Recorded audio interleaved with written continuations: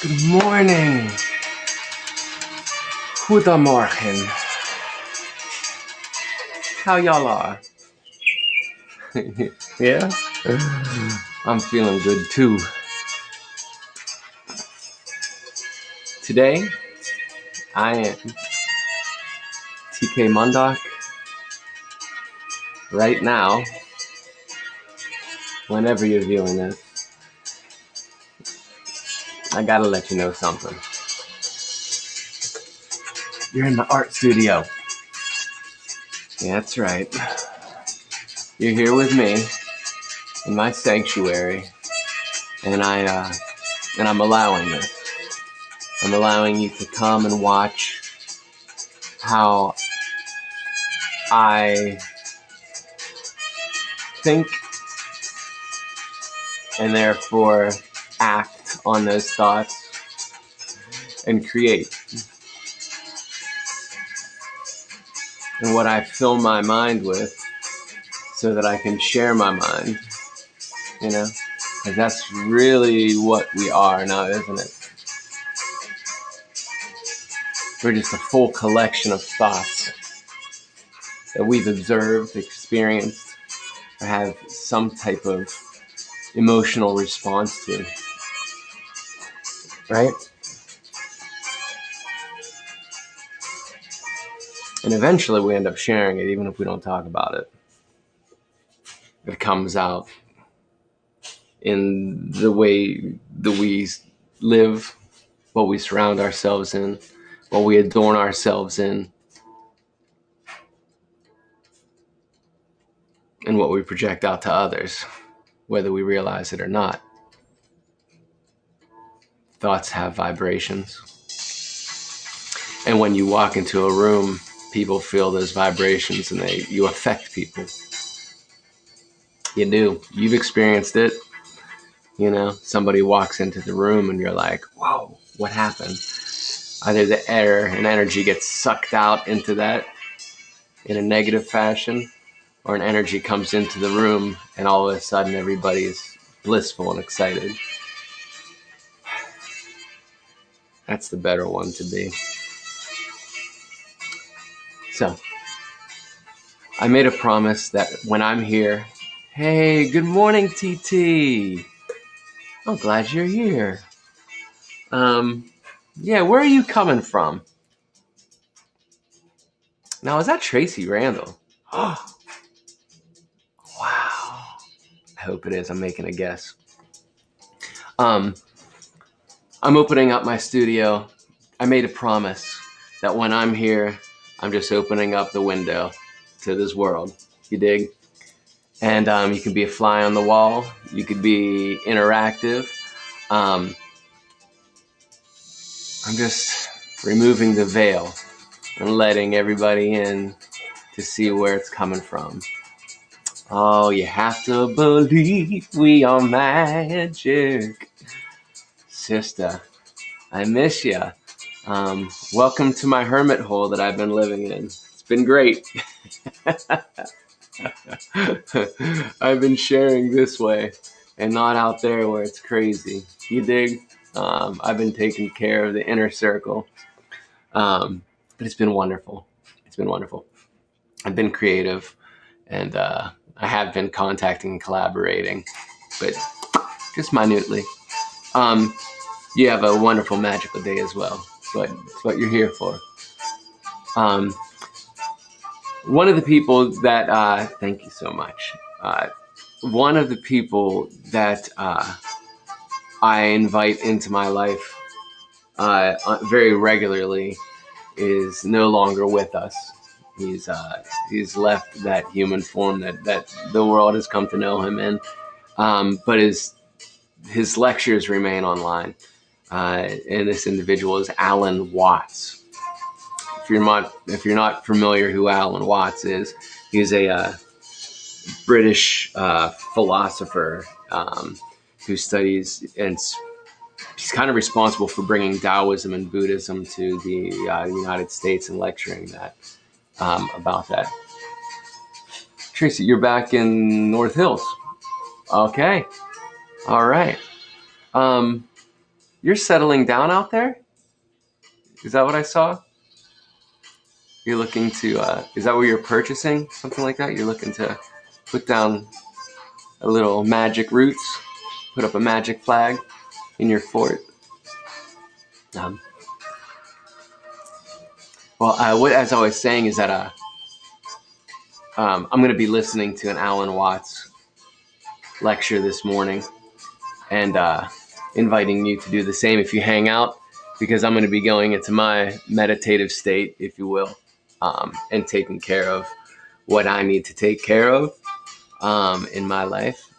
But I open up my studio to all of you, whether you're with me in the now or watching it in your now in pre-recorded Matrix history. Cheers. So without further ado, yesterday I was Alan Watts, the general outline, The Art of Controlled of the foundations Accident. of the Zen feeling for naturalness in art and life, by describing the fundamental principles of the Taoist philosophy and then of the Zen Can everybody hear that? itself. And we saw that the roots of the idea of spontaneous living make this conception, or rather it isn't so much a conception as a doing, something much more subtle than might ordinarily be imagined.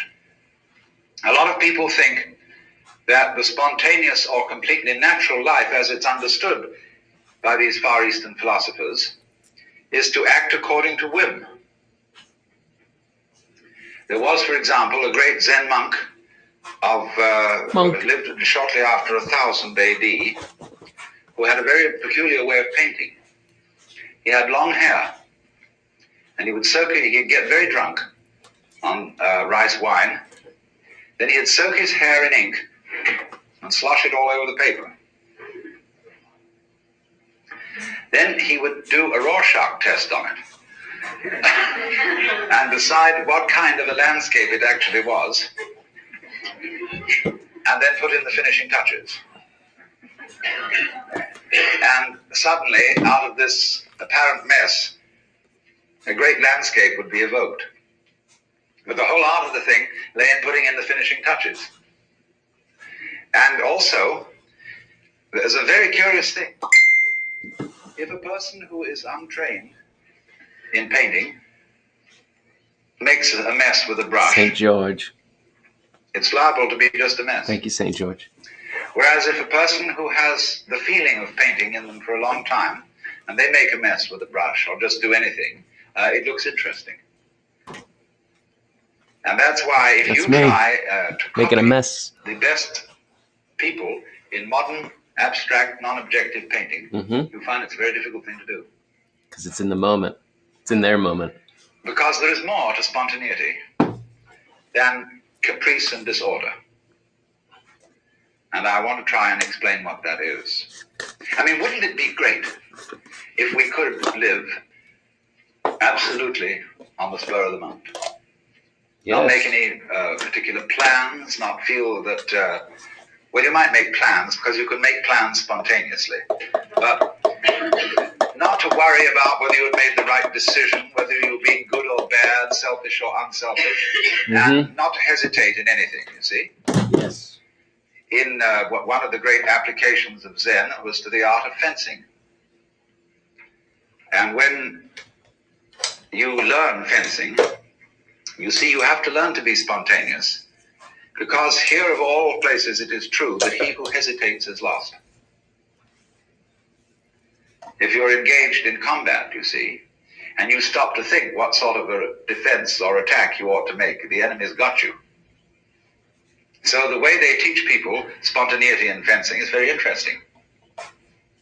When you start into fencing school, you of course live with the teacher. He has a kind of ashram. But you're given a janitorial job. You clean up, you wash dishes, you put bedding away and things like that. But while you're going about your daily business, the master surprises you with a practice sword, which is made of 4 strips of bamboo, rather loosely tied together. And he hits you with this, surprisingly and suddenly, from nowhere. And you are expected to defend yourself with anything available, with the bedding, with the broom, with the pots and pans, just anything, defend. But the poor student never knows when the attack is coming, or what direction it's coming from. And he begins to get tense. Like the Pink Panther. And he begins to go around everywhere on sort of alert, you see, watching which direction it's coming from. And as he goes down a certain passage, feeling that the master is probably lurking around that corner, and he's all set to go for him with that, he gets that practice sword, he suddenly gets hit from behind. So eventually, he gives up. There's absolutely no way of preparing for the attack. And so he just wanders around feeling, well, if it hits, it's going to hit. And then he's ready to begin fencing. Because if you prepare for an attack from a specific direction, and it comes from some other direction, you have to withdraw from the direction in which you had expected it and send your energy in another direction, and that takes time. So what you do is, you go around with a mind of no expectation. That is called mushin, or munen. This is a very important Zen expression. It almost means an empty mind.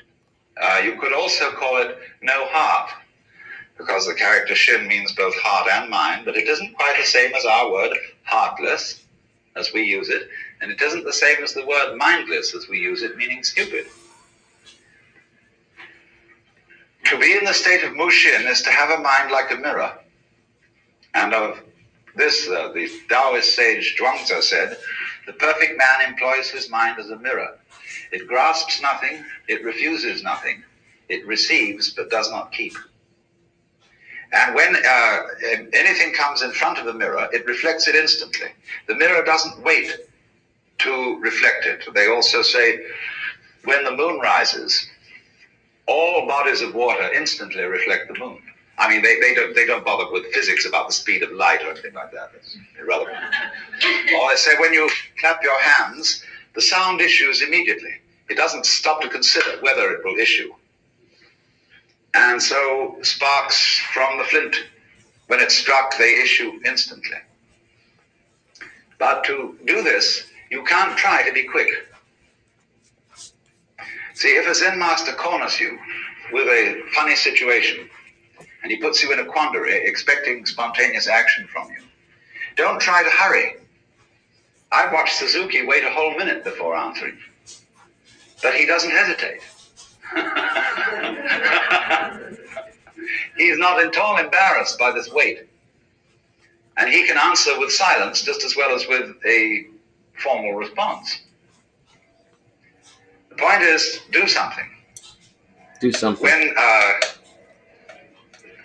2 young Americans wanted to study Zen, The young Americans. they were taken by a Japanese monk to interview the master and act as interpreter. And one of them had some practice, he knew a bit about it. And so after they'd had tea together and just discussed formalities, the master said in a very easy way, well, what do you gentlemen know about Zen? And one of these students threw his fan, which he hadn't unfolded, the fan was still folded up, he threw it straight at the master's face.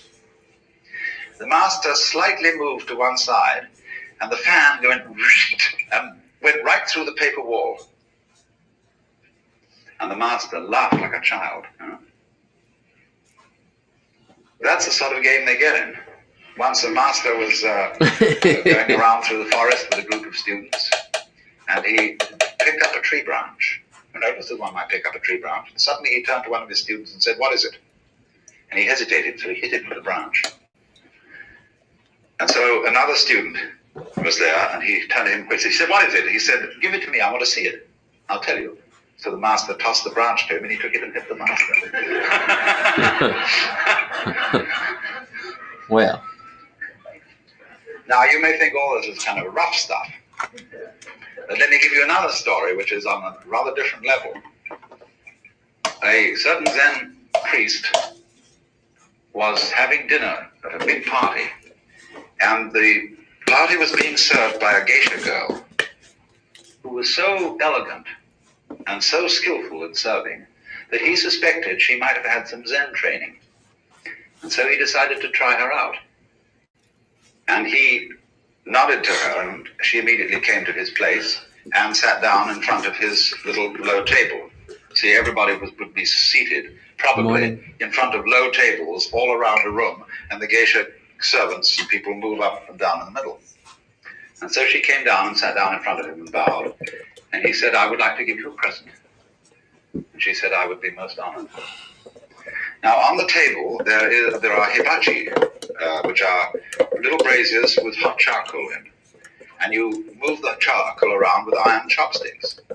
He took a piece of charcoal out in iron chopsticks and offered it to her. She had long, long sleeves on her kimono, and what she did was this. She wound them all around her hands, took the charcoal, immediately got up and went to the kitchen, disposed of the charcoal, changed her robe, which had holes burned all the way through the sleeves, and came back. And she sat down in front of the master and bowed. And she said to him, "I would like to give you a present." He said, "I would be most honored." So she picked up the iron chopsticks and handed him the charcoal. And he pulled out a cigarette and said, "That's just what I wanted," and lit the cigarette.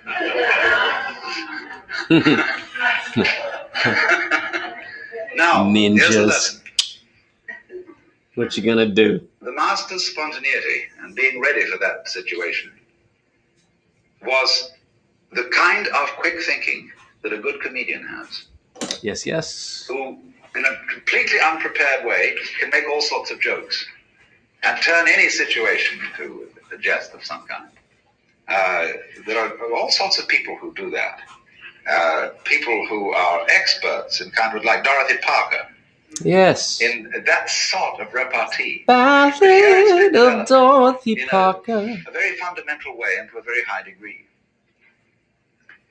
Now, the way in which it's developed, you see, requires a protected situation. Okay. Because if we all started to act on the spur of the moment, without the slightest consideration or deliberation, if we all started to act on pure whim, everybody would think we were crazy. Well. And people would avoid us and call the police and things like that. Unless you're a painter. But what they do is this. They start you doing this in the context of a disciplined situation where there are very rigid rules for most of the time, but there are certain instances at which all those rules go hang. And you're in a community which understands the game.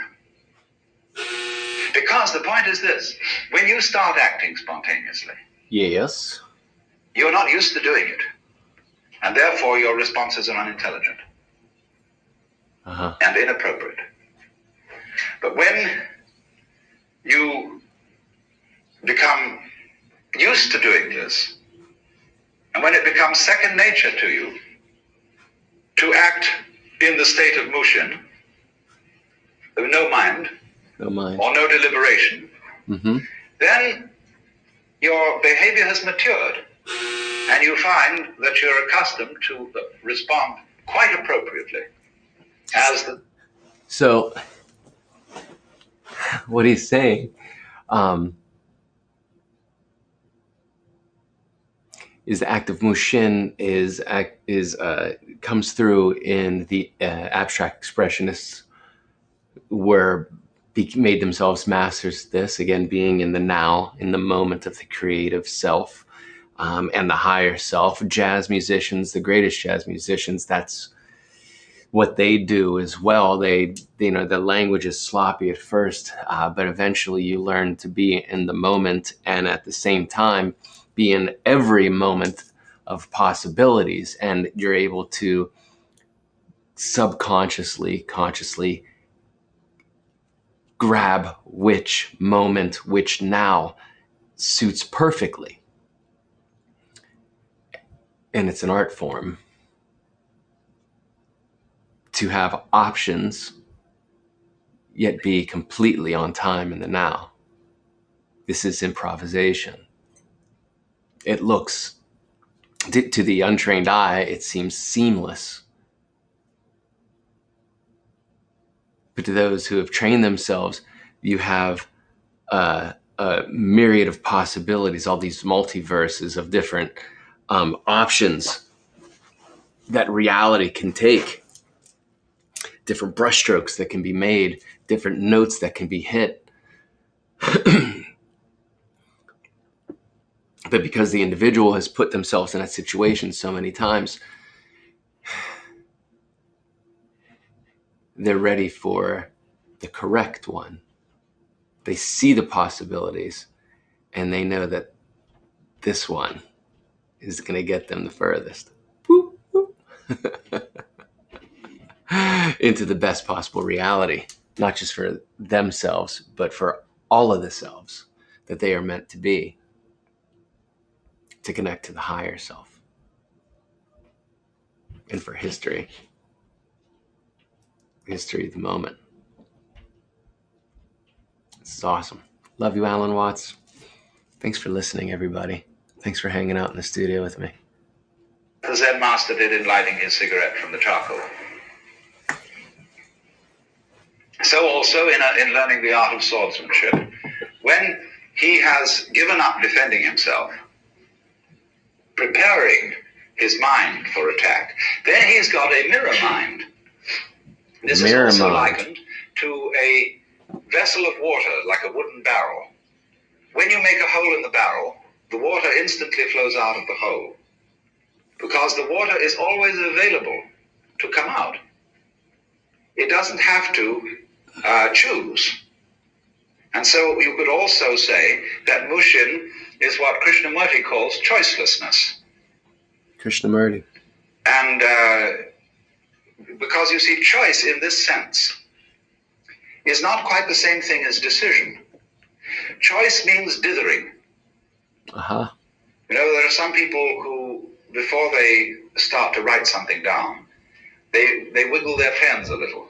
Uh-huh. The pen dithers over the paper, and then they start to write.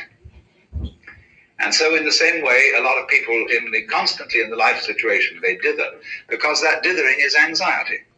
To be or not to be, that is the question. That's right. There is no question about to be or not to be. That's right. See, because to be and not to be go together, as we saw, they arise Be mutually. the now. So then, in the situation of the Zen community, safeguards are set up within which you can learn how to act without deliberation, which is, you see, in a sense, going back to the state of innocence. Now, it doesn't mean that you give up thinking. It doesn't mean that you become an anti-intellectual. You all can also learn, and this is part of the later phases of Zen training, how to think spontaneously. Yes. How to deliberate spontaneously. Yes. So I was just The saying. saying is, you see, stand or walk as you will, but whatever you do, don't wobble. So this is our difficulty, because the human mind is a feedback system. Welcome to the art studio. Feedback has a peculiar susceptibility to nervousness. Hi. There was a young man who said, though, it seems that I know, what I would like to see is the eye that knows me when I know that I know that I know. You see? Now, in this way, we think about thinking. We worry about worrying. And then when that really gets bad, you worry because you worry about worrying. But I have a guest lecture. Now, that is analogous exactly to the kinds of vibration that are set up in certain mechanical systems. For example, if you, I did this trick on television once. My lads just arose. The cameraman turn the water instantly flows out of the hole, because the water is always available to come out. The Tao is always available. It doesn't have to choose. Be like and water. So you could also say that Mushin is what Krishnamurti calls choicelessness. And because you see, choice in this sense is not quite the same thing as decision. Mm-mm. Choice means dithering. You know, there are some people who, before they start to write something down, they wiggle their pens a little. The pen dithers over the paper, and then they start to write. And so in the same way, a lot of people constantly in the life situation, they dither, because that dithering is anxiety. To be or not to be, that is the question. But there is no question about to be or not to be. See, because to be and not to be go together, as we saw, they arise mutually. So then, in the situation of the Zen community, safeguards are set up within which you can learn how to act without deliberation, which is, you see, in a sense, going back to the state of innocence. Now, it doesn't mean that you give up thinking. It doesn't mean that you become an anti-intellectual. You all can also learn, and this is part of the later phases of Zen training, how to think spontaneously, how to deliberate spontaneously. Mm-hmm. The saying is, you see, stand or walk as you will, but whatever you do, don't wobble. So this is our difficulty, because the human mind is a feedback system. Feedback has a peculiar susceptibility to nervousness. So I be the no mind. Be no mind. There was a young man who said, though it seems that I know, what I would like to see is the I that knows me when I know that I know that I know. You see? Now, in this way, we think about thinking. We worry about worrying. And then when that really gets bad, you worry because you worry about worrying. Now, that is analogous exactly to the kinds of vibration that are set up in certain mechanical systems. It's nice. For example, if you, I did this trick on television once. I had the cameraman turn the camera on the monitor. The monitor is the television set in the studio where you see what you are doing. And so on the show, I said, now I'm going to show you a picture of anxiety. Don't worry about your sets. There's not going to be anything wrong with your set, so don't turn it off. Now I said, Mr. Cameraman, will you please turn the camera on the monitor? He does that. Now what does he do? He's taking a picture of taking a picture, all in the same system. And as you do that, the system starts going like that. You see, it makes a sense of a kind of oscillation. And you see on the screen all these jagged lines dancing across. Now that's what's meant, you see, by hesitation, attachment, blocking, all that kind of thing which the Zen discipline is designed to overcome. The no And mind. because the human being is such a peculiarly beautifully organized nervous system and has this tremendously subtle cortex, which is capable of all kinds of thinking about thinking. You could turn yourself on in the most extraordinary ways by, for example, getting earphones which repeat what you say just a fraction of a second after you say it. Have you ever tried that?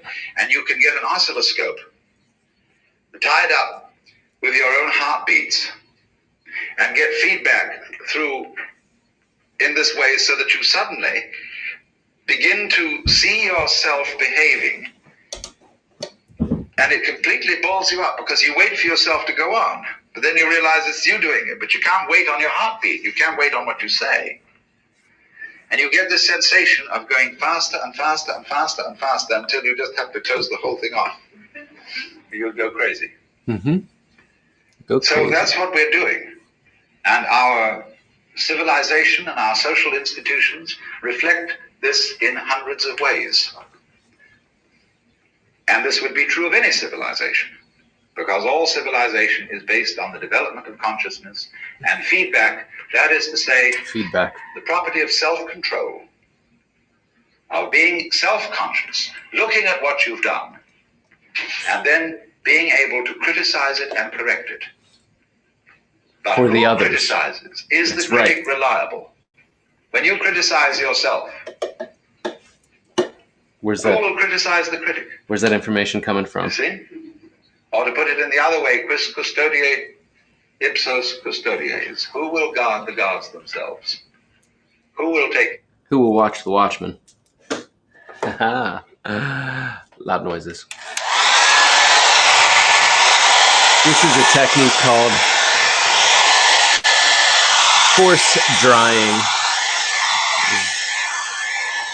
We do it a lot in the film industry because you're always under a time restraint and a pressure, especially if you're the on-set artist and the director is there and the actors are there and they're waiting.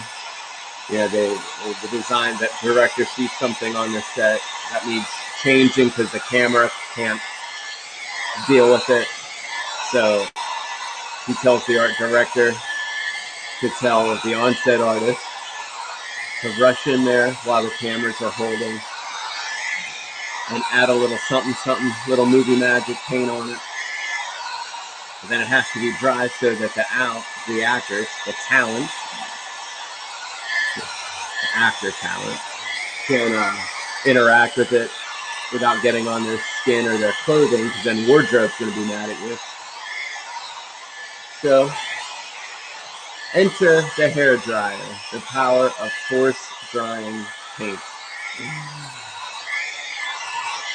Have you ever wasted hours on hours watching paint dry?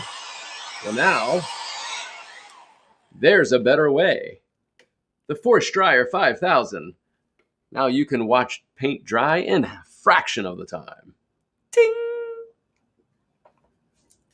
Now back to our regularly scheduled program. Monk Live. With Alan Watts.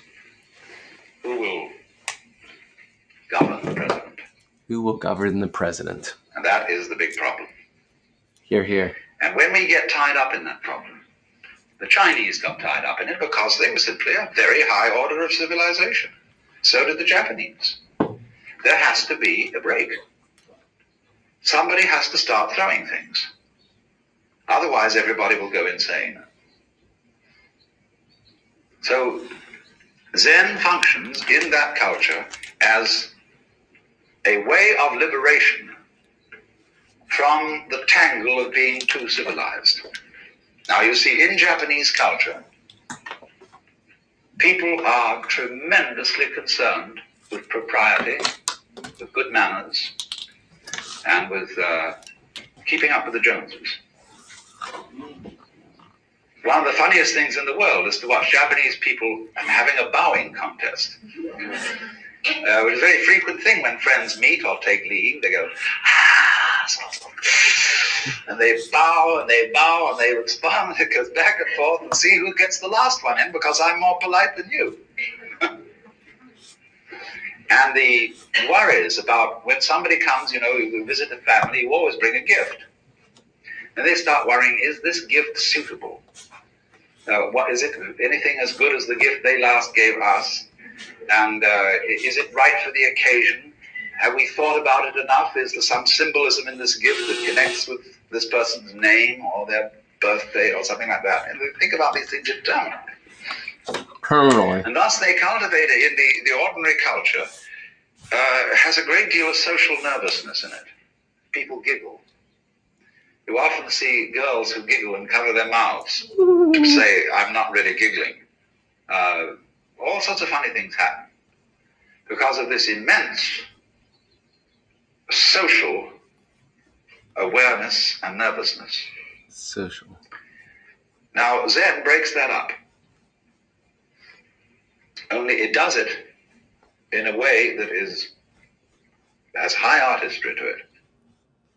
So you see, let's just take the aesthetic domain for the moment. In the whole history of ceramics, the Chinese developed some of the most elegant work imaginable. Welcome to the studio, everybody. Hey, I just wanted to, if you're just popping in now, if you didn't read the write-up, this is my morning Zen routine. I'm in the art studio doing what I can flow into. And this routine helps me get an accomplishment right out of the gate of starting my day with introspection and knowing that in all of my knowings. Maybe that's a way to put it. It's introspective and acting on all of my knowings. Aha, I like that. What that actually means to say is, or relate, is this is a mental exercise, and one that is liberating and has yields fruit for the future, and sets me up in a very commanding way of the day, in a creative way. Sets me up to think outside of the box. Okay. So I highly recommend wake up and doodling, or writing your dreams, what you just had or what you will have. Yes. Make music, sing in the shower, take a cold shower, get your breath work going. That's what I do. Anyway, much love. But what I meant to say, why I interrupted, because I wanted you to know that we're listening to a brilliant mastermind, gentleman by the name of Alan Watts. He passed over the year I was born, so we didn't get a chance to meet in person. But I guarantee you this, I would have traveled to stand in front of him and hear his words, you know. But thankfully, there's been humans that have recorded this energy, and then we can tap into that energy because of the internet and listen to those lectures in our now. So I'm sharing that with you as I'm sharing it with the inner me and the higher self me, and just getting it all tied in together. All right. Thanks for being here. You are probably aware I don't see a specimen of the great work of the Sung and Korean potters, very often done in a jade-like green, the most gorgeous texture. It looked practically as if it was carved out of jade. Well, that led on, you see, to the high techniques of the Ming Dynasty, with translucent porcelain, white clay, the most subtle designs of all. And that style went also to Japan. And the very, very rich people you read about in, say, books like The Tale of Genji, and you see in a film, if you must see it, Chushingura, the story of the 47 Ronin. The lovely things they had around their houses were unbelievable. The lacquer, the boxes in pure gold, and it was delicious stuff. Delicious.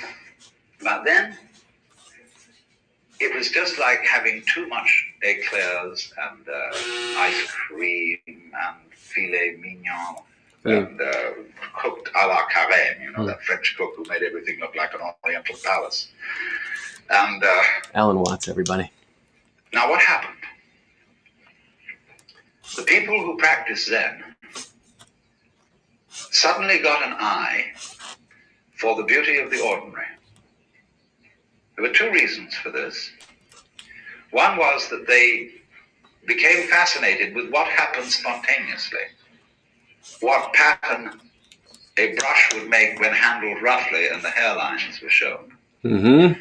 They also, because they practiced Zazen, which is sitting quietly, not thinking of anything special, but having a completely open mind, that puts you into a state where you get much better eyes and ears than you ordinarily have. And you start really seeing things. So you know that famous haiku poem, the old pond, a frog jumps in, plop. In Japanese, That plop is mi sono otto, sound of the water. And there's another poem just like it. In the dark forest, a berry drops, the sound of the water. Sound of the water, the flow. Somebody suddenly realized, you see, just the sound of the water is marvelous. That's all. They found that they kept getting in very, very cheap Korean rice bowls. The poorest, cheapest kind for peasants to eat out of. And suddenly it struck one of these Zen masters that was an incomparably beautiful object. Nobody had seen this before. They also had the simplest wooden ladles, bamboo, and then a stick in it for use in the kitchen. And one day somebody noticed that this ordinary, everyday kitchen utensil was just lovely. And so in the same way, they found that it was quite as satisfactory to listen to the kettle boiling as to listen to an elaborate concert. As you listen to the voice of Alan Watts, you may be noticing that we're starting to get glitches in my stream. That is to say that my lads have awoken and are tapping into the information of the internet. And so there's several streams being happening in our citadel this morning. So it's a good thing that art is stationary. And it's a good thing the audio is flowing in a good high vibration. So you can listen to Mr. Alan Watts, even if I do freeze up, freeze up, freeze up, freeze up. Ouch. So, good morning. Goedemorgen. So what did they do? They started through particularly a man called Senno Rikyu to give parties for very small, few guests in shacks, little huts in the garden made of very primitive materials such as mud walls, and where they would go and sit, and out of the simplest utensils, carefully chosen by a superb artist, they would simply sit and enjoy the uncomplicated life. And so was born the tea ceremony. Huh. Now look at that, you see, in the historical context. That's terribly important. It was a going back to the primitive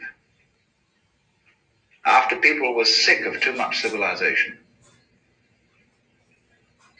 And yet, it was going on to the primitive rather than back. Because the people who selected all those things, they knew the whole tradition of their civilization, their culture. They weren't barbarians. This became the rage. Rikyu became attached to the court. The shogun had tea with Rikyu. Everybody started digging tea ceremony. And in due course, the whole thing became awful. Because what's happened today is this. Tea ceremony is essentially something to enjoy.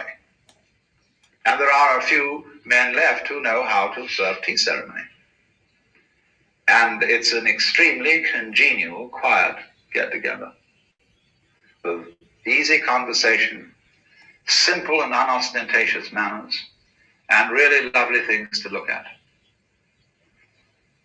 Sounds I awesome. was present at a tea ceremony celebrated by a Zen monk who happens to be an American. TK Monk. And he is a man who wish. does a lot of mountaineering. I will. And he has, therefore, with him at all times, the sort of equipment that you take on camping in the mountains, because he does a lot of climbing in Japan. And I said to him, won't you, this afternoon would be very nice to have a tea ceremony, and you did it once before here, and it was so pleasant. Would you serve it again? He said, yes, by all means. Before, he had served tea ceremony in the style that Zen monks do it, which is rather simple and direct and much more comfortable than all these well-educated ladies who are on tittering about it and are on tiptoe and nervous, hoping they won't make a mistake and all that kind of thing. It's just dreadful. So he suddenly came in with a small Primus stove, set that down. Then he had an old paint pot, which had inside it an aluminum mug. He set that down. He then proceeded to take the aluminum mug out, pour water into the paint pot, and set that on the Primus stove, but he ritually pumped up the Primus stove. He did everything in the style of tea ceremony. But this was a dirty old Primus stove. And suddenly the thing began to flame like the god Fudo. And he mixed the tea in the traditional way with the whisk, had all the perfect, lovely manners, handing us the aluminum cup. And we got into a long, it's a custom after the tea ceremony, after you've drunk, to pass all the utensils round for inspection. This is exactly what happened. And we found that the aluminum cup had the year 1945 stamped on it for some reason. We got into a discussion about styles of aluminum cups made in 1945. It's actually and pewter. It was the funniest thing, but it was a complete makeover of the tea ceremony into the modern idiom. Of course, the tea drunk in tea ceremony is that powdered green tea, which you don't steep like you make ordinary tea. That's how I started my day, whisk it, the matcha. And mixed with a small amount of hot water into a froth. And it's called liquid jade. And it's a bit of an acquired taste for most Westerners. It tastes a little bit like a mixture of mate tea and Guinness. But when you get to know it, it's very invigorating and very awakening. And if you make up a strong mixture of it, it's a good thing to use if you want to stay awake all night and do work.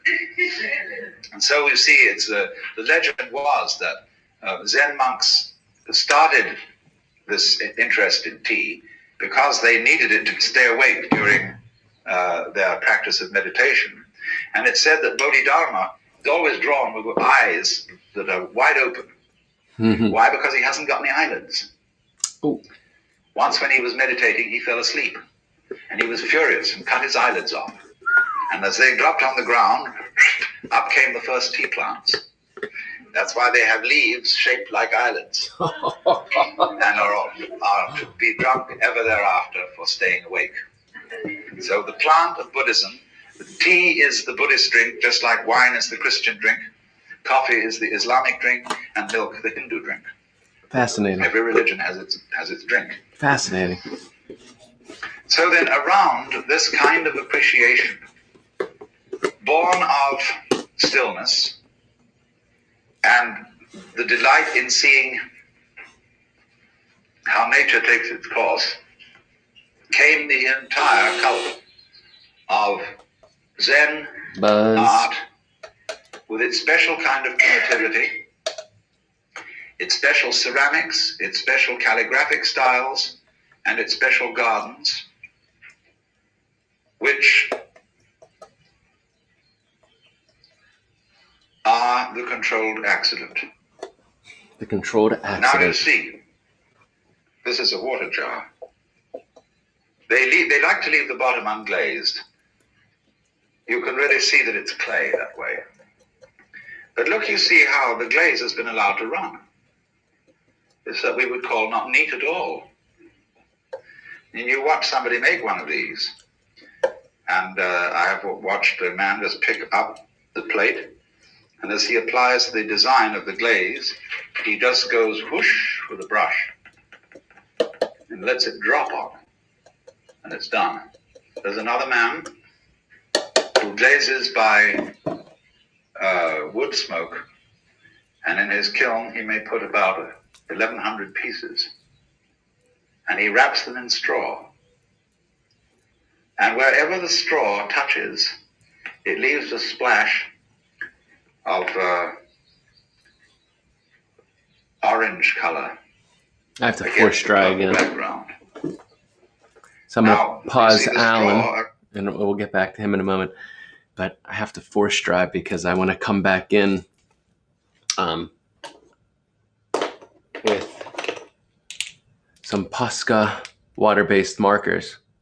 I started using paint markers actually about 25 years ago. They were enamel paint markers. And I first started getting into them because I wanted to bring in golds and silvers to honor the work of Gustav Klimt. And normally I would start out a painting, drawing, and then I would fill in those spaces in a stained glass window kind of vibe. I guess that's kind of what I'm back to at the moment as I'm building my painting. Back in the day, that was the painting-ish. But when I found these paint markers, and again, they were enamel paint markers, and I would paint in water-based paint with them. When I started using that silver and gold, I realized that it wasn't the color fields that illuminated me. It was the line work. And so I started doing my emphasis in the line and creating from there. But where it first started, I have an example, was I would wake up in the morning like I am today. But where I was living had a solarium, and I would go out in the solarium and I would draw on magazines.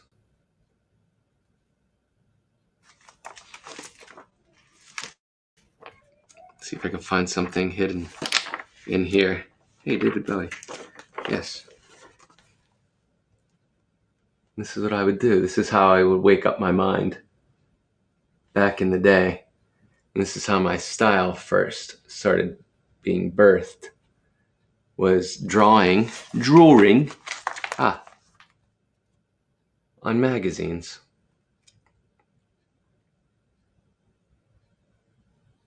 You can really see how this has come to fruition in my works today. You can go to Box Heart Gallery, that's who represents me here in Pittsburgh, and see my latest exhibit. It was Vibrations and Manifestations.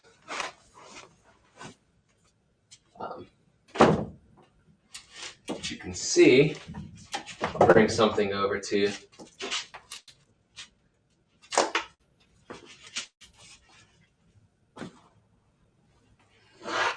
How that came to fruition in my life nowadays. You see? You see how this drawing on magazines, right, now translates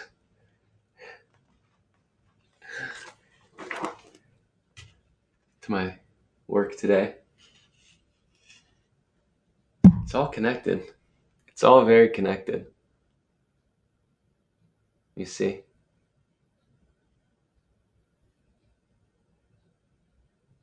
It's all very connected.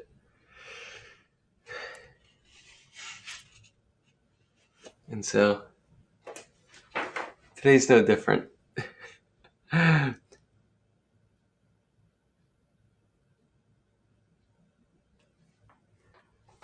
It's so different that there is no difference, because both were a very natural and are a very natural part of who I am.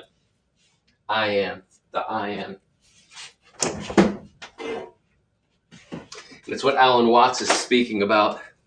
The lecture that we're listening to today by Alan Watts is on this topic. And it's, the art of the controlled accident. It's preparing yourself through trial and tribulation, but I guess we're looking at trial as more of try. Maybe there's an etymology there between those two words. When you try something, you learn something. You learn that it doesn't work, or you learn that it's just one step closer to the 10,000 steps that need to occur on top of it for that, whatever that destination is. It's the end of a song, the completed balance of a work of art. But the art of the controlled accident is what we're listening to today by Alan Watts. This lecture, let's see. It doesn't say when it was first recorded, but he passed over in 1973. So I'm certain this was in the 50s or 60s. 70 years ago, let's say. This man, Alan Watts. Please take him on as one of your mentors. He's one of mine. As you go into your creative session. Cheers. Arranges itself according to the nature of straw. It doesn't follow strict human direction. Oh. And the fascination... I paused it because I needed to force dry a little.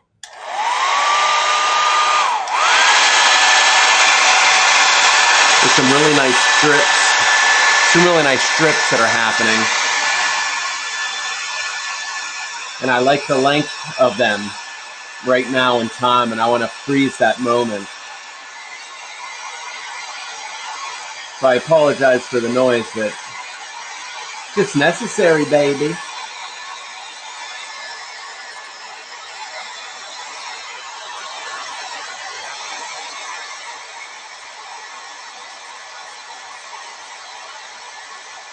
The piece I'm working on,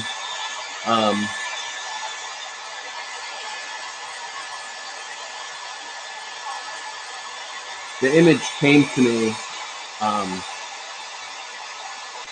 and I rushed down to the studio to capture the sketch of the idea. And that's on Twitch. You can see some of this, where this came from. You can be present. You could experience that moment. They'll be on my YouTube channel soon. But this sketch concept, which is peaceful protest, that concept is going now to this format.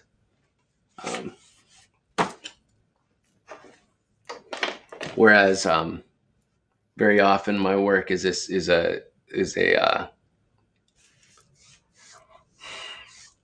often a single figure, single entity on the canvas. I've been wanting to explore several entities interacting. And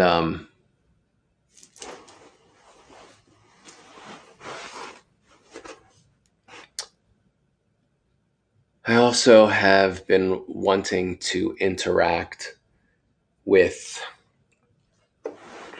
how do I put this, the story of the world right now. Not just showing our spiritual potential, which is where my paintings have been for the past year, painting these gods and goddesses that we all are, for lack of a better term, gods and goddesses, I would use that term. But they are just higher selves, our higher selves, giving information based off of emotion. But I kind of felt like it was time for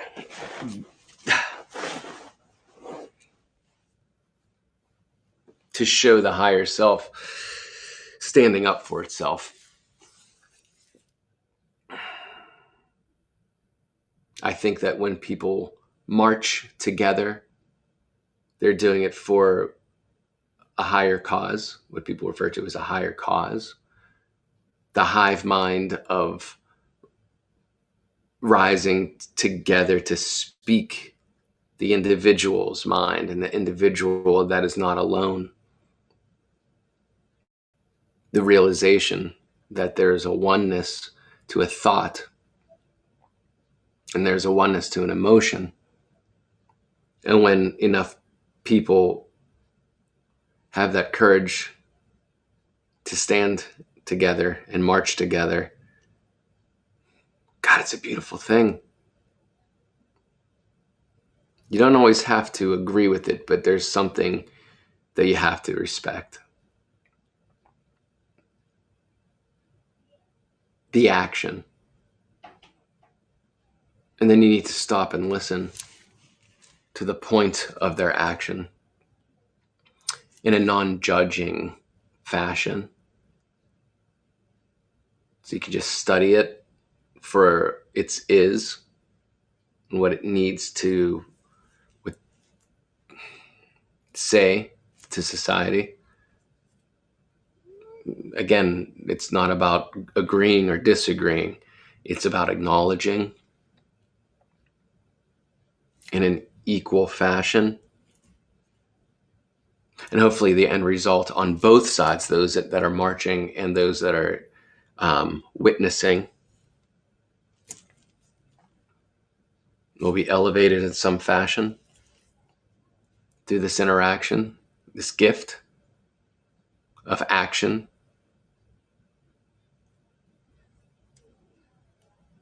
So I've been bearing witness to everything that's happening here in the United States and around the world. And I have to honor it. Because most of the things that are being spoken about, I wholeheartedly believe in.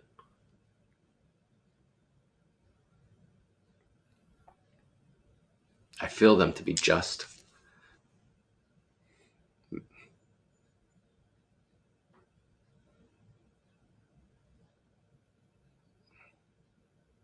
Liberty and justice for all. All.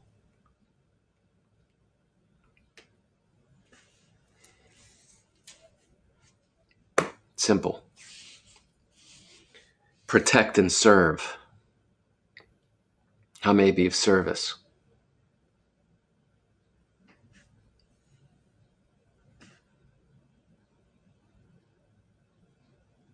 Protect and serve. Okay. So what I was saying is I felt that I needed to do a piece about all of these entities coming together peacefully, a peaceful protest. And in a positive fashion. So, I mean, the pro is positivity. Peace is positivity.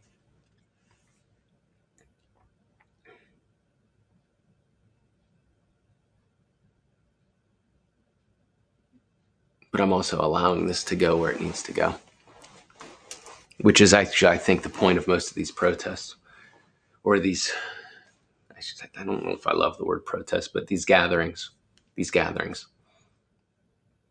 allowing thoughts to go and people to go where they feel that they deserve to go because their thoughts are carrying them there. What's never stifle thought, it's the most powerful thing we have as souls, as in human bodies. Anyway, let the philosophy be heard through Alan Watts this morning. Okay? Just dig, baby. Open your mind. Free yourself already. Wake up. is when they open up that kiln and bring the things out, they look eagerly to see what has the straw done. So this principle of letting glaze run to see what will happen is Wu Wei. This is non-interference. This is Mu Xin also. Mu Xin. No purpose, or it can also be translated, no specific intent. And now, of course, you see, sometimes this doesn't work. And the master picks it up and says, that's not very interesting, and rejects it. What are the canons of taste? Which decide whether he will accept one of these accidents or reject it. What is? Because here an additional principle of control enters. See, say in the practice of calligraphy, a man may sit down with a huge pile of paper in front of him and do piece after piece after piece, and if it isn't just right, he throws it away. So he eventually makes a selection that comes out. There's a famous story of a Zen master who was doing calligraphy, and he had a very smart monk standing beside him who was his assistant. And the monk said, to each one as he did it, you can do better than that. Oh, no, come now. You know much better than that. This master got more and more furious, but the monk had to go out to the benjo, to the toilet of the monk. And he thought, wait, while he's away, he did it. And the monk came back and looked at me and he said, a masterpiece.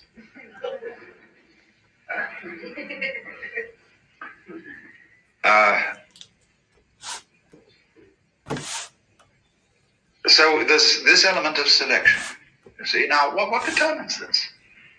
How do you know? How do you know? Or another example of this, there was a tea caddy. Tea caddy? Not porcelain, but clay. And when Senno Rikyu was having tea ceremony, he saw this tea caddy and made no comment on it.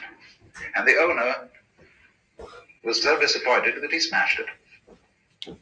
But one of his friends picked the broken pieces out of the trash can and took them to a mender. He said, look, mend this with gold.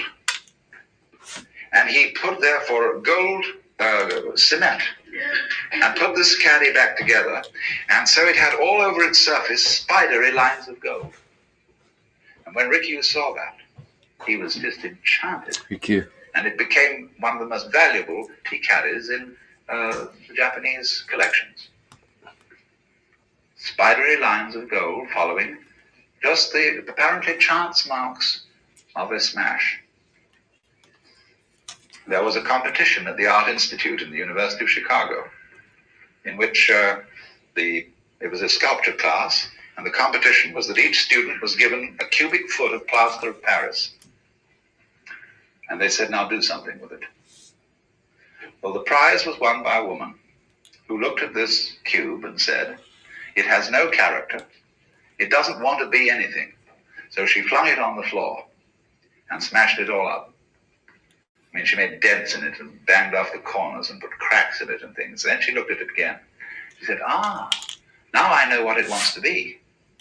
And so she followed the grain in it, as it were, made by all these cracks, and produced this marvelous piece of sculpture. Get it?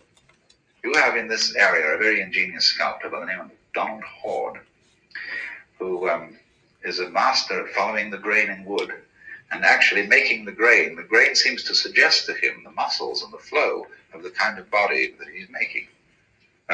Well, that's the thing. Let's do that. So when a master decides whether the accident came off, what he wants is this. He wants the thing to be the perfect harmony of man and nature, of order and randomness.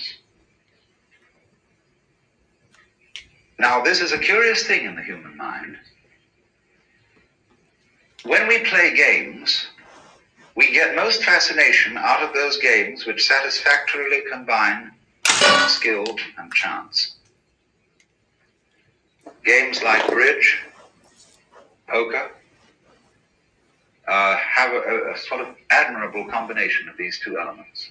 And we can go on playing those games again and again and again, because you don't feel completely at the mercy of chance, as you do with dice, unless you cheat. And you don't feel completely at the mercy of skill as you do with chess, or especially with a game like three-dimensional chess. So there's a sort of optimum middle where order and randomness go together. Well, that's what this man is looking for. He's looking for the optimal combination. You see, the things that are artwork like Persian miniatures or the jewelry of Cellini, and Chinese porcelain is too much skill, too much order. It's like those houses you go into where you daren't put an ash in the tray because everything is so clean and everything is so tidy, you daren't touch it. One prefers a house, you see, that looks a little lived in. It is more genial, more comfortable, somehow invites you to sit down and even put your feet on the table. Whereas on the other extreme, some kind of pad where everything is covered in dirt and filthy clothes are thrown in the corner, and people are all paint all over them and so on. That's the other extreme. We don't want that. But that's that curious thing in the middle. Now, the most difficult thing is to hold to the middle. It's like walking a tightrope. And that's why the path of Buddhism is called the razor's edge. Because you see what happened. When all this kind of work in the course of history became fashionable, people began to affect these styles. For example, when Seshu, the great master painter, worked, he would sometimes take a handful of straw and paint with that instead of a brush, in order to get the sort of rough effect that he wanted. But later on there came people who could take an ordinary paintbrush and so exactly ink that brush that it would give precisely the messy effect that they had in mind. They would also be able to ink a brush in such a way, and this is terribly decadent, they could dab grapes on a vine and have dark ink where the shadow was supposed to be, and no ink at all where the highlight was supposed to be. That's when they started getting mixed up with Western ideas about shadows and perspective. They didn't have that earlier. But they were so skilled in the handling of ink that they would do this sort of thing, and they would imitate, you see, all the so-called rough natural effects of the great Zen artists. And so today in Japan, a younger generation of artists has decided it's time to break all that up. If we imagine, for example, haiku parties, the writing of haiku poetry, Basho, who was the great 17th century master of haiku, said, get a 3-foot child to write haiku, because they're the sort of direct, guileless things that children would say. But now there are magazines devoted to haiku poetry, where in every issue there will be 10,000 haikus, written by people all over the country. And they get so stilted and so affected that one wished one had never heard of haiku. The same thing is starting over here. And you should see the entries we get in these haiku competitions that Japan Airlines and other people sponsor. But it all after a while becomes dated, stilted. And so somewhere again, the new thing has to break out, which is always coming up. But there's no formula, you see, for fixing it so that you could do it again and again and again. Because the moment you start doing it again and again and again, it isn't it anymore. The real thing has escaped. Yes. You remember some time ago, there was a fashion for having wrought iron fish, just the outline of the fish. Some artist originally, put this fish together and it looked great. But then you suddenly found them in every gift shop and dime store, and they looked perfectly terrible. And often the one thing that you do that hits, you're now being asked to make that hit again, but slightly different. When it's a moment in time, that's has always been a turbulent trouble for the artist, musician, writer, dance, painter, of course. I mean, you hear Warhol talk about that. You hear Basquiat. You ever see the movie Basquiat? And Gary Oldman's character speaks about this. So does Benicio del Toro's character, Benny. Boom. For real. So I think the best thing you can do as an artist and as a human is to be so authentic that is the style that they wish you to reproduce. It's effortless. Effortless. Because it's like breathing, you see. Today, Alan Watts, the title of his speech, or the way it's put on the internet, is The Art of the Controlled Accident.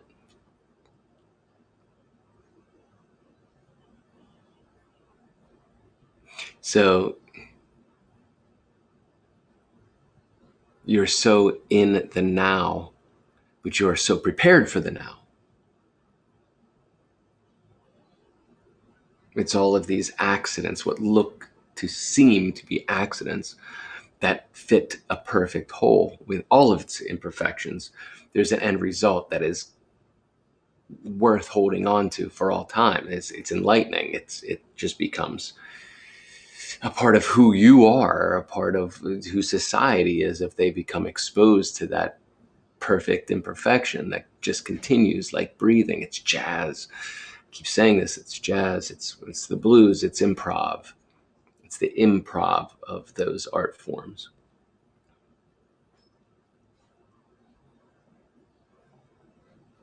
The honest expression. That's where you want to get to as an artist. Where just being is the art form.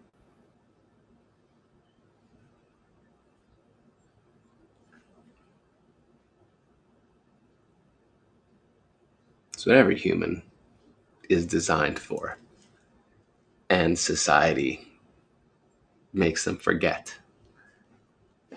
All are born with purpose. We are.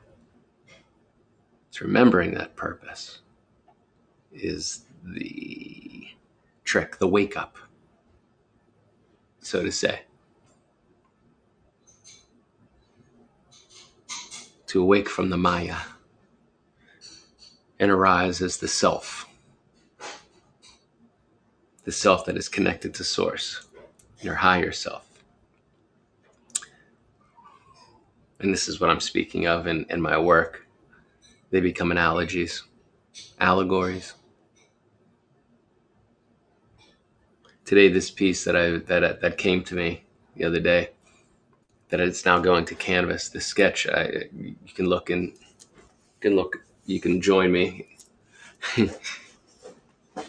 and watch how I created it.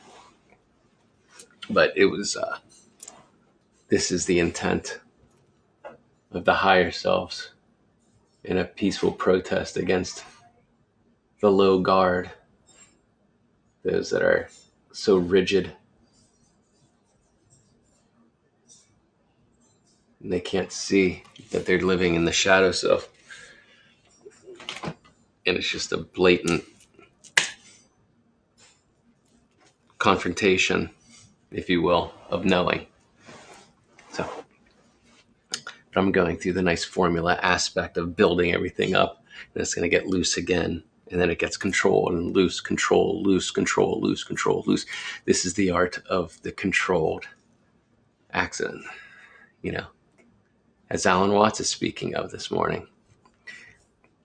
The art of the controlled accident.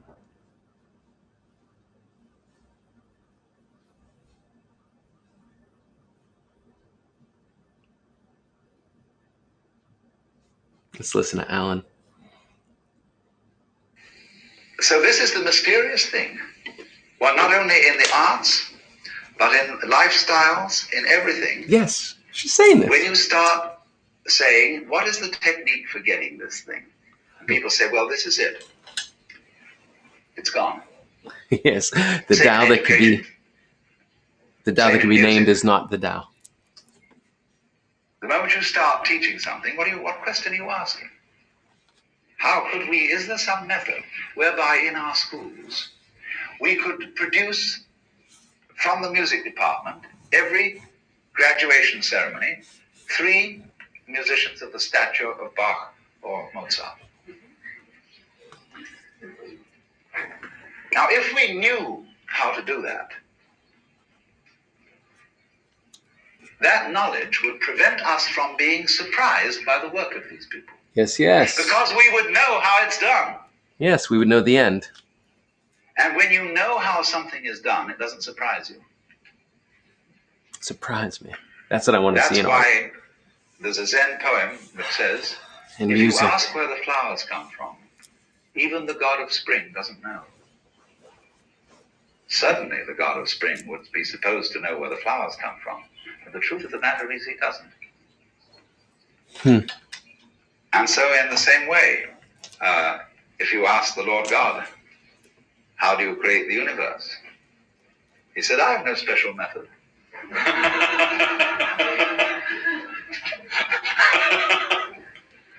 And this is known in Zen as a very difficult, this is the most difficult virtue to attain. So many of these things begin with mu. Buji. Buji. Buji, buji, buji, It buji. means nothing special. It means no business. Ah, buji. No artificiality. In American current, real cool.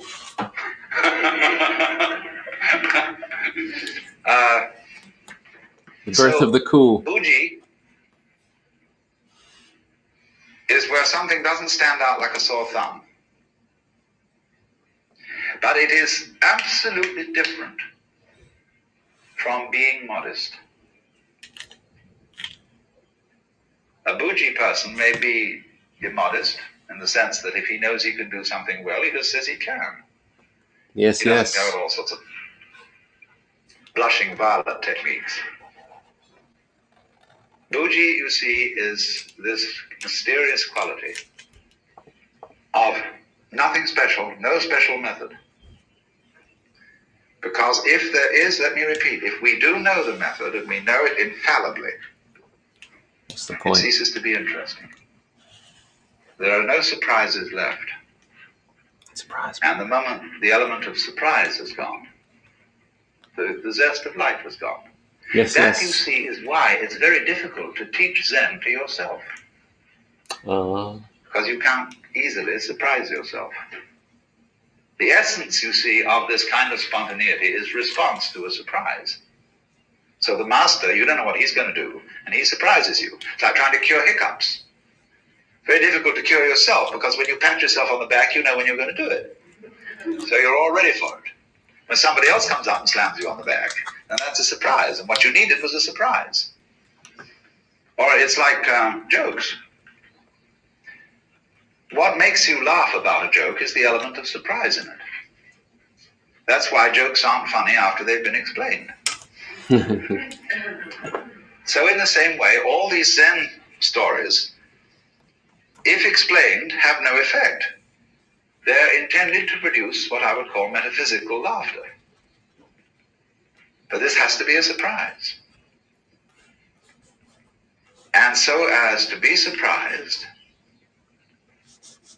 well, there's no way of premeditating it. So you see, if you read, for example, there's a book out here called Zen by Eugen Herrigel, who studied archery. Many of you probably read this book. He had to learn to pull the bowstring in the manner of the Japanese archer and let it go, but not on purpose. He had to let it go without thinking first, I'll let it go, and then let go. He had to let it go, not on purpose. Now, that really bugged Herrigel. How do you do something not on purpose, especially if you're aiming at a target? Well, the whole point is, if you think before you shoot, it's too late. The target's moved. That's why we have a thing like beginner's luck. You see, if you simply point at something like that, if your finger was a gun, I would probably have hit the light switch. And so you get a person who's naive about a gun, will pick a gun up and bang, and the thing will drop dead. I'll never forget the first time I ever used a slingshot. Yes, a friend of mine was with me, and he was aiming away and not missing. I just picked it up, ping, and it hit. But I couldn't do it again. You get a certain naturalness there. So there was a master by the name of Ikkyu, who was a great leg puller. And he had in front of his house a very gnarled pine tree. One of those things that contorted, and they loved this kind of thing. And he put a notice up by it. It said, I, Ikkyu, will pay 100 yen, which was a fair amount of money in those days, to anyone who can see this tree straight. Well, soon, there was a whole crowd of people around that tree, lying on the ground, and twisting their necks and looking at it from all sorts of angles. There was absolutely no way of seeing the tree with a straight trunk. But Ikkyu had a friend who was a priest of another sect, and a smart boy went over to see this friend and said, what about this Mr. Ikkyu's tree?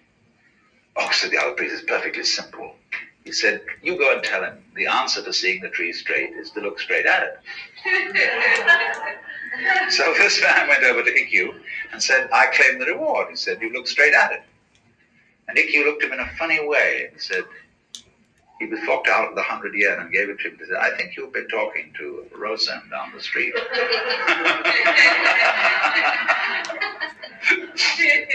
Now, in that way, you see, just look straight at it. In other words, here's the bowstring, let go of it. Don't all this fimble-fambling, mimble-mambling, jumble-humble about the right technique of letting go of it. Let go of it, damn it. But that's very difficult. It's as if I would say to you now, everybody, let's be unself-conscious. And so finally, in desperation, you at last learn to let go of the thing, which was what you were supposed to do all the time.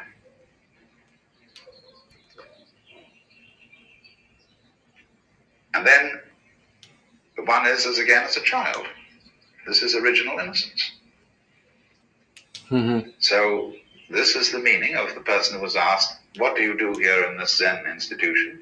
He said, we eat when hungry and we sleep when tired. How about he you? said, that's being just like everybody else. They all do that. He said, they do not. When they eat, they don't eat, but they think of all sorts of extraneous matters. When they're tired, they don't sleep. They dream all kinds of dreams. It has been well said that Buddhism is Hinduism stripped for export. You see, Hinduism is a way of life that goes far, far beyond what we in the West call religion. It involves cookery, everyday family life, house building, just everything. It's the whole Hindu way of life. And so you can't export it, just as you can't export Shinto from Japan. It belongs to the soil and the culture. But there are essential elements in it that can be transmitted outside the culture of India. And Buddhism was one of the ways of doing just that. So one might say simply this to try and sum up what Buddhism is about. The word Buddha is derived from the root Bud in Sanskrit, B-U-D-H, which means to be awake. Wake up. So the Buddha is the awakened man, the man who woke up. What does he wake up from? Obviously a dream. Maya. And what kind of a dream is this? Well, I would call it a state of hypnosis. Mm-hmm. And this state of hypnosis, although I'm using hypnosis in a rather archaic sense of the word, is a state of being entranced, spellbound, fascinated, and this is called in Sanskrit avidya. A-V-I-D-Y-A. Vidya is knowledge in Sanskrit. And it is the root Thank you. from which we get videre in Latin, to see, and so vision in English.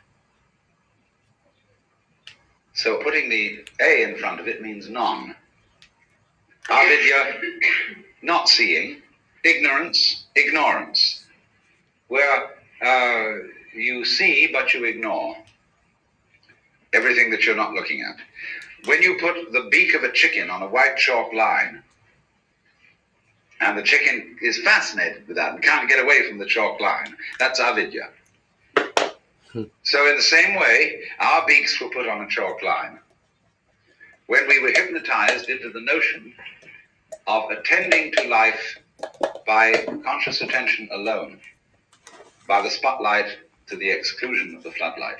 And so we began to imagine that we were separate individuals. Ah, there it is. What is called in Buddhism Sakaya Drishti, the view of separateness. And a Buddha is one who has overcome that. He is awakened from that illusion, from that state of hypnosis, and he knows that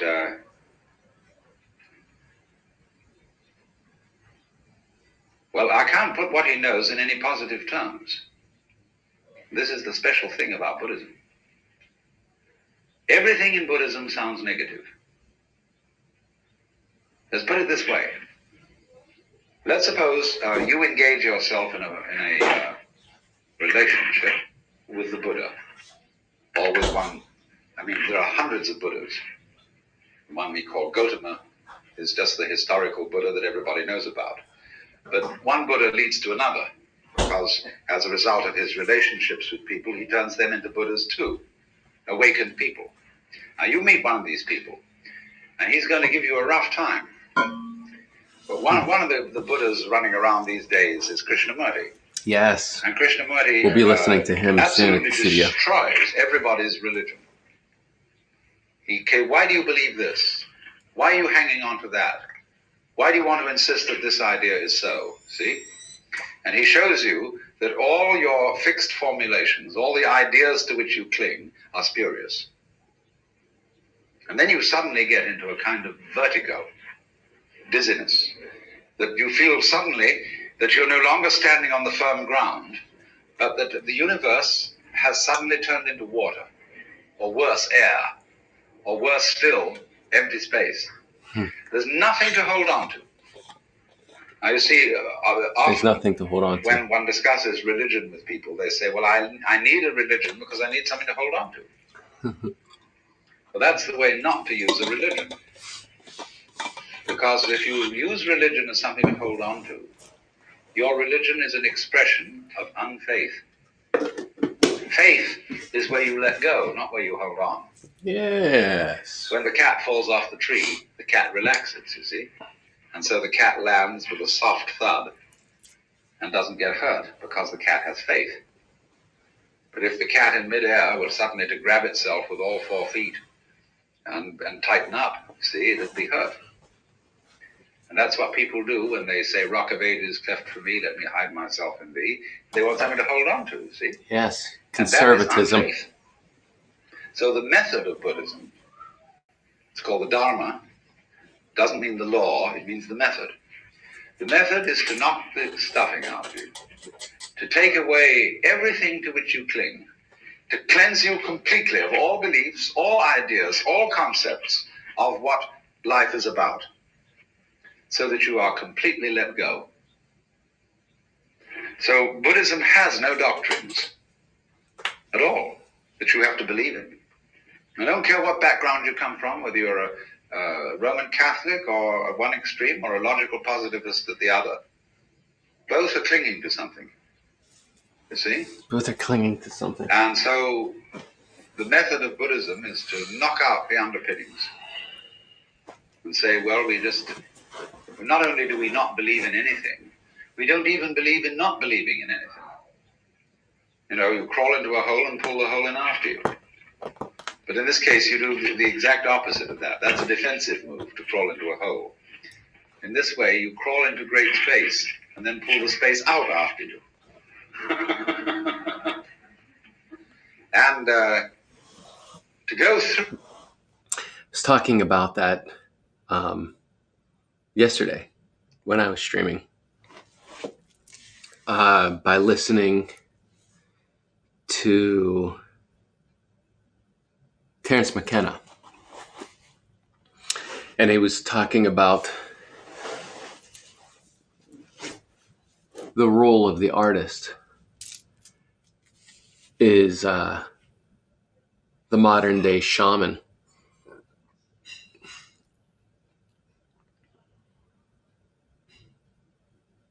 It's one of the only, because the artist is one of the only people in our society that is allowed, socially allowed, to enter into an unseen realm and bring something back to share.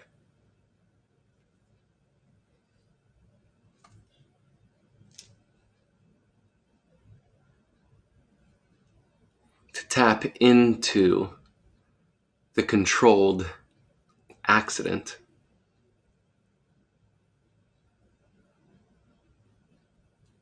and bring back enlightenment, perfection, through a series of horrible mistakes, tripping and tripping and tripping, but never quite falling, always moving forward. And then finding all of those stumbling blocks, all those stumbles and stutters, got you to exactly where you needed to be. And only in that way could you ever have arrived there in the precise space-time that you needed to be there, whether you realized that need, because it wasn't your need, it was a greater need, a higher need, the need of the higher self to connect.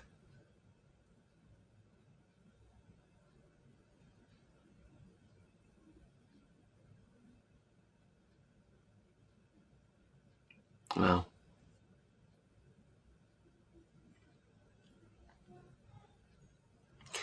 Today we're listening to Alan Watts, a brilliant mind.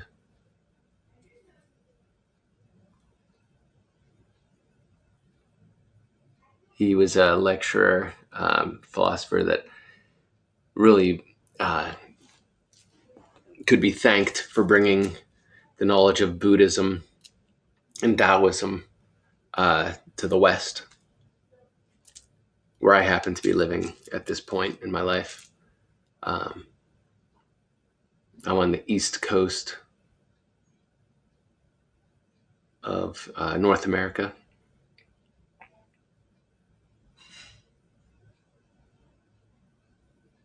At the moment.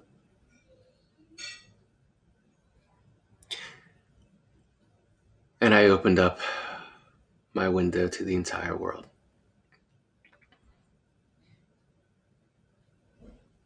Which is what we do in every thought and every breath. But now our thoughts, our collective thoughts, have brought us what we would look at with our physical being as technology.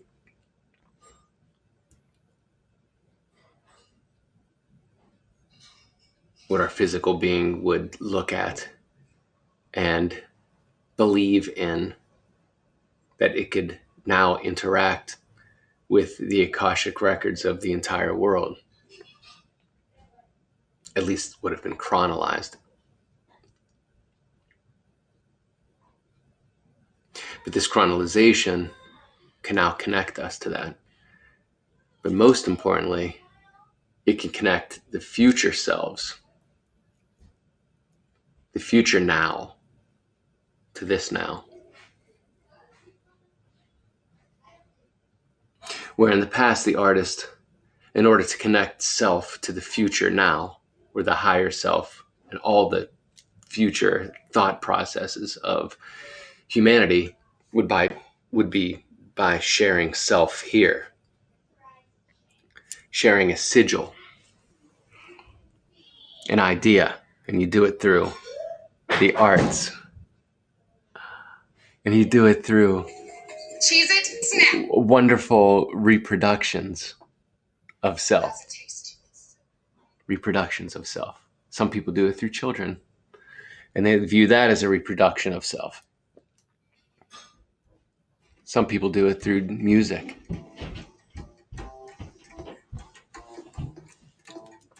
Writing music. And then in the early 1900s, through recording music.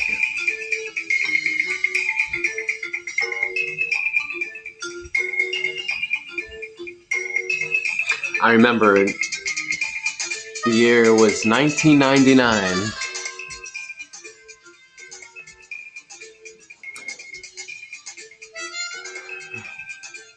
And I moved back to the city of Pittsburgh as an adult artist.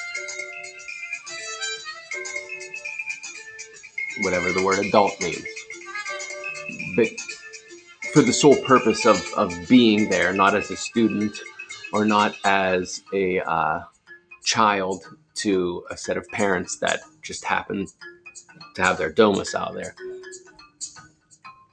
And in 1999, right at the turn of the millennium, or the Western millennium, I met an artist by the name of Scotty Bellinger. And he and I were great collaborators. He's no longer in the body that I met him in. His energy has been released some years back. But I still paint with him, as we paint and create from all of the entities that we've encountered, all the emotional aspects we've encountered in our lives, physical and non-physical. But we talked about this day. We called it, we wanted it to be creativesessions.com. Creativesessions.com was our mind baby that is now birthed and grown.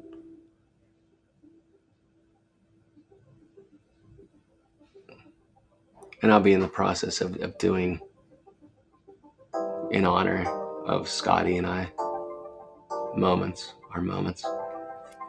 But what that was, the idea that we were discussing was the ability of the artist to open a window, a portal, like a television, so that all future generations and current generations can tune in to the creative process, a creative session, and find out where end objects come from, because they don't just happen. They do appear out of the nowhere. But as art students and human civilizations, that's all we bear witness to is the object itself. And then we have to stand before it and figure out its riddle. What was civilization like? What were people like? What were they doing? Are these engraved images religion or fact? Is it myth or a neighbor, a visitor? But we're mark makers. We're vibration makers. We're vibration makers. We're vibration makers. We're mark makers. Each vibration is an indelible mark into the Akashic records.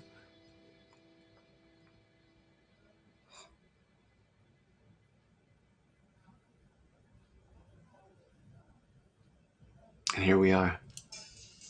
Another now.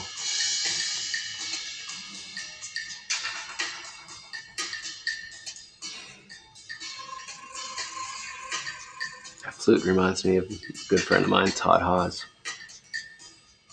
He was one that lived in large vibrational pulses. He's no longer in the form that I met him in either. His energy was released some years back also. But his vibrational pattern is here for many, many people. He affected many lives with laughter. Yeah, his laugh. I can still hear it. And everyone he's met can still hear his laugh.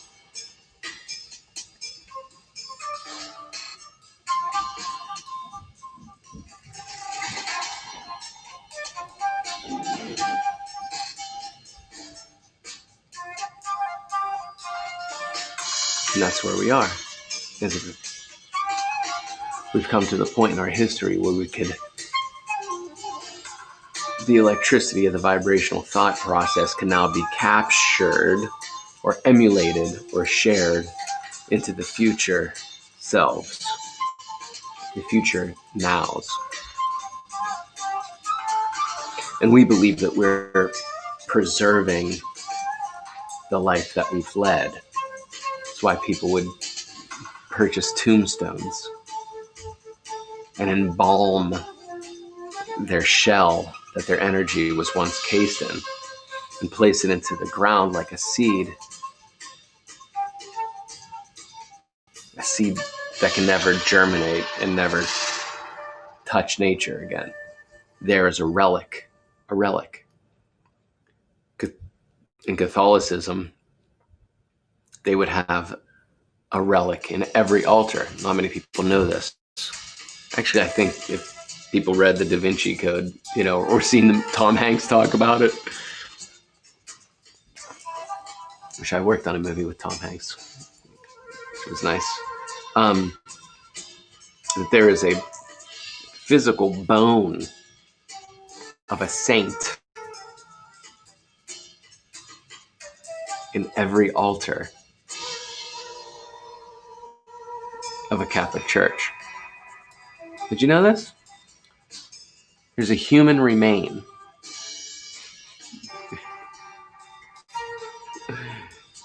placed in the altar of every Catholic church. Why do you think that is?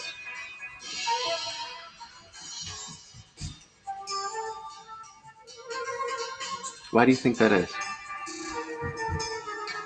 I got ideas on the topic of that, but why do you think that is?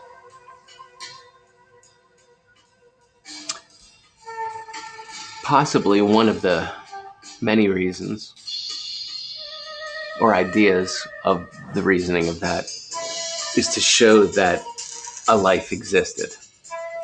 And energy was held here in this vibrational plane. At least the one that you're experiencing. It does have a before to your now in series of nows. That before your series of nows, they want to place a belief that there was somebody else's series of nows that connected you to the moment. And that moment is to be a conduit to the future now that are birthed from the one, and then split until you have those that are just watching it in the Maya, these shadow selves that have long forgotten. And so you place something in an altar, a museum that's going to outlive what was once considered a life, a singular life, which is BS. All is mind. The universe is mind. Thank you. And we are all in this together because we all come from the together. And then believe in duality and a myriad of separation and duality until we are split. And in this splitting, we crave the blackness of the togetherness. I don't mean to color code by any means. What I just mean is that there's a darkness, if you will, a shadow,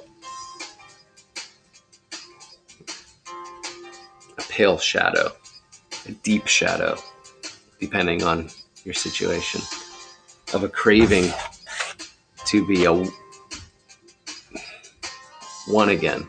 So people fall into tribal cliques and associate themselves with a social dynamic, or they associate themselves with what their eyes can see, and they identify with only what they can see of each other. And what they see of each other is not the self in a physical form. So they judge the physical form as other.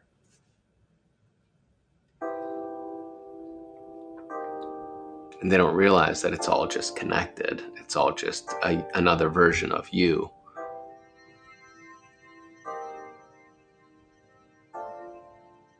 Because you are just a shell of all the vast energy that has put you into this perception. You are huge energy being held in a singular speck. A speck. This human shell is a speck. And those who stand underneath the night sky and see all the dots, and then come to the realization that each one of those beautiful dots in the curtain of night is a sun. Each one of those dots has the potential of planets and other celestial bodies that circle around them like a moth to a flame, looking for information. And then from that speck comes information.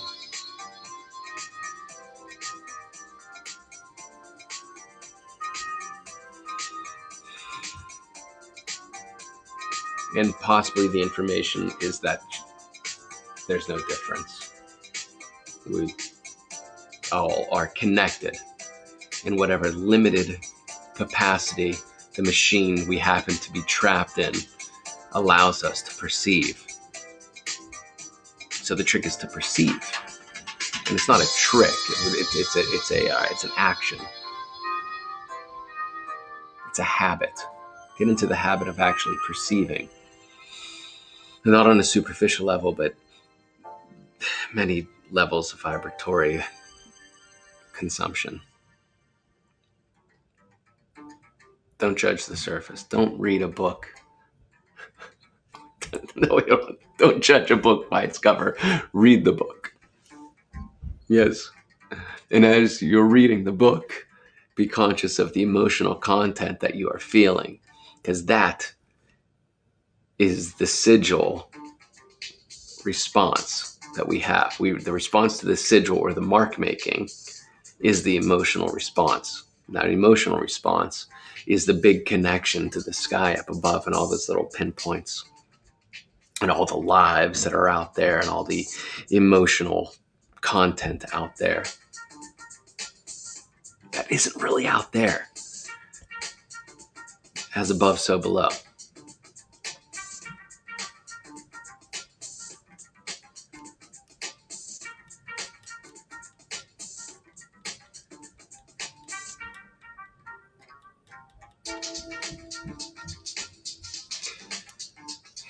Now is a very interesting time that we can share more than a tombstone.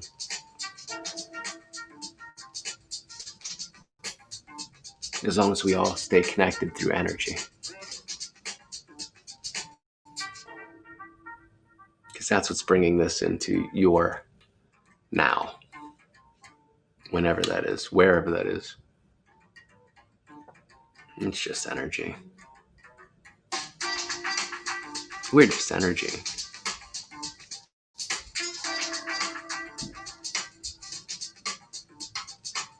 Energy cannot be created or destroyed. So we've always been here. We always will be. So in what capacity do you allow that to happen? Is it low vibration? Is it a social vibration, a low social vibration, a numbing to the oneness, the craving of the oneness that numbs you from the numbness? Wait, from the oneness? How did I do that? The craving of the oneness that numbs you from the oneness. I gotta put that in a song. That's a tongue twister. The craving of the oneness that numbs you to the oneness. I'll rewatch this. You'll hear it in a black cat moan eventually. By the way, my name is TK Mundok. I'm also known as the Monk. Right now I'm known as Tiki Monkey or Ricky Tiki Monkey. Tiki Monkey. It's a reference to Ricky Tiki Tavi, which is a reference to Scotty Bellinger.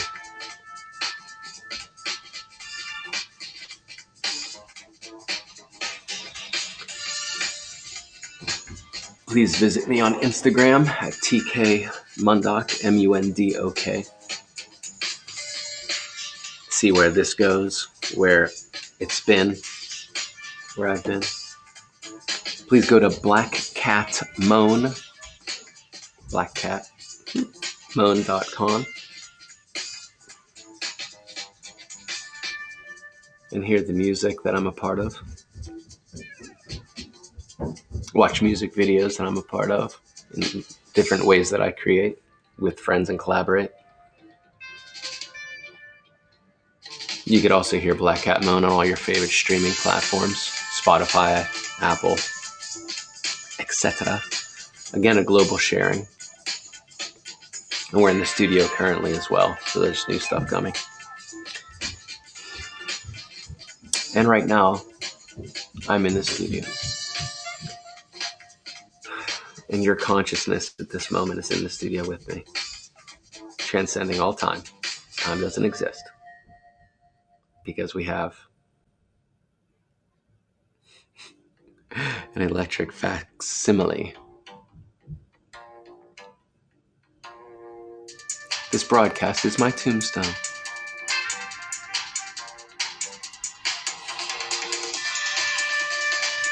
Do you dig? You know what I mean by that.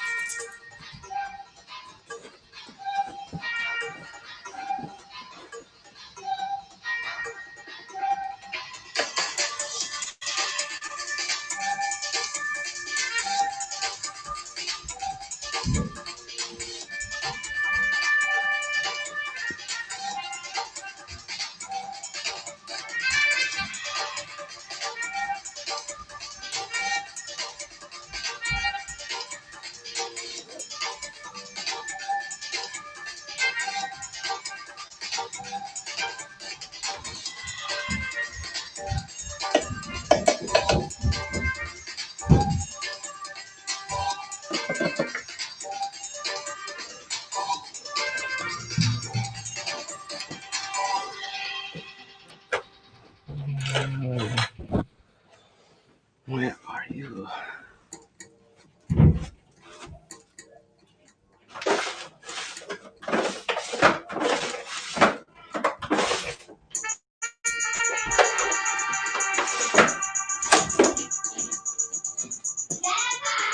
Found one. The lads are awake and having a beautiful day. And so am I.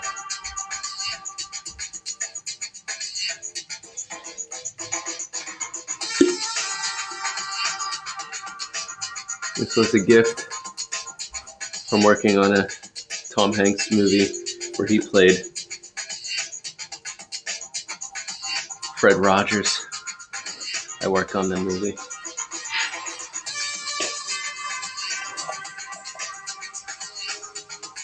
That was the original working title, You Are My Friend.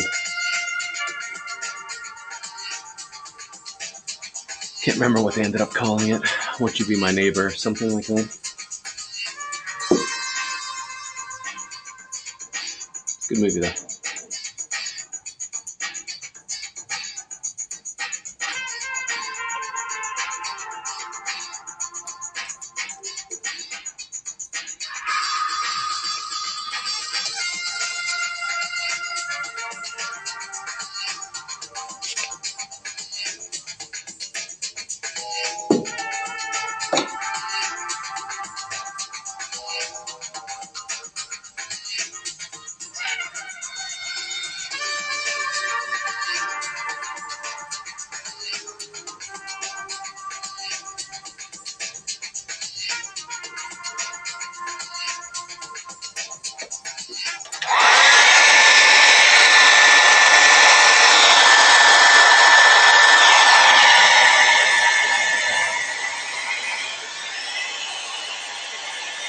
The controlled drip.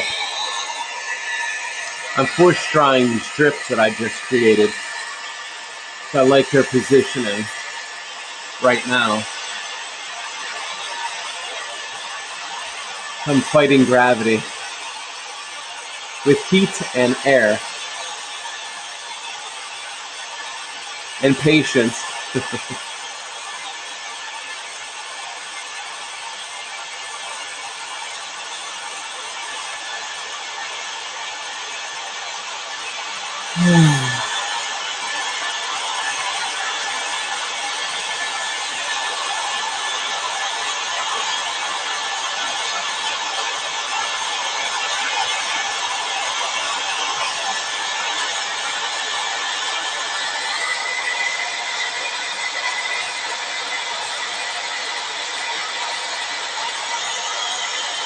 What?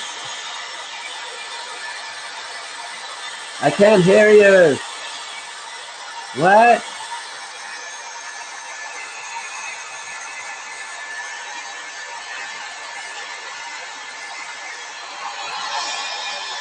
Then once that end, see, all the water comes to a nice gravity line and then collects in a dot form, and all that pigment kind of is held in a drip. You know, it just has more pigment at the moment, and it's like a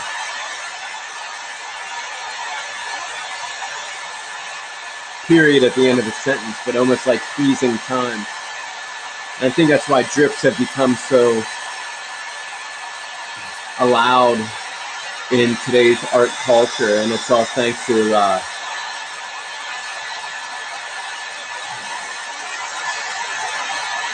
I don't know how you want to phrase it, or I'll refer to it as street art, because it's made by the individual to be shared by the masses for free,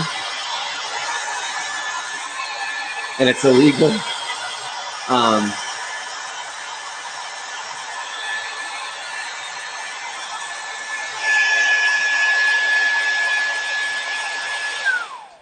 Which is a whole other topic. pro and con. I'm on the fence. But what I mean to say is those drips have become such a stylistic allowance to showing the nowness of the creative process. And I think that's what street art actually has become in a subconscious level or a conscious level, is that it is showing that art occurs in the shadow mind to awaken you from the shadow collective mind. And it happens in a secretive now. And it needs to be done fast before the shadow descends on it. And in doing so, gravity holds that moment. And that drip becomes locked in time. It doesn't get cleaned up and prettied up. It's a moment, god damn it. Like that. You dig? I have a brush to clean. I'll be right back. Dig the grooves. And good morning. Thanks for being in my art studio with me. Whenever you are. Cheers.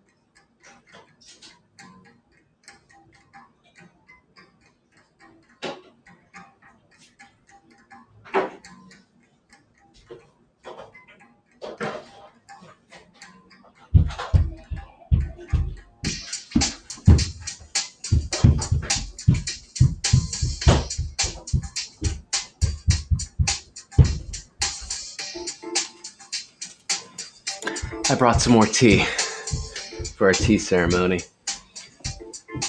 Earlier in this broadcast, we were listening to Alan Watts, and he was speaking of the birth of the tea ceremony and how it was about simplicity, breaking away from the ornate that society had deemed necessary for the thought process to grow. And we know the law of polarity, how the pendulum of the pendulums will swing. And so the tea ceremony was actually birthed in opposition of the ornate, and gatherings started to occur of simplicity.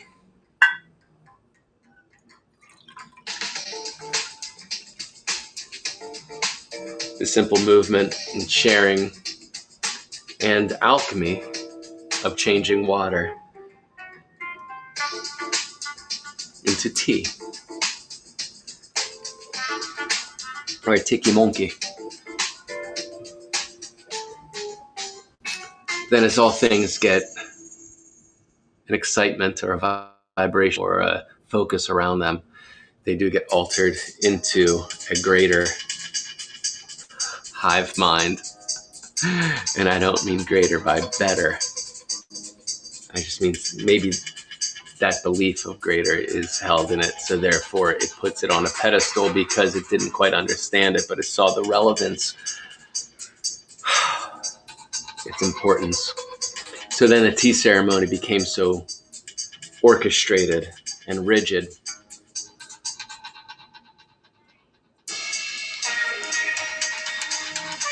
that the simplicity and its true purpose almost became lost by those who write history. A little bit ago, I was saying how important right now these creative sessions are to be locked into the Akashic record. In other words, to be recorded and shared for whenever you're viewing it. And by the way, it's going to be funny. But in the comments below, please let me know when you are.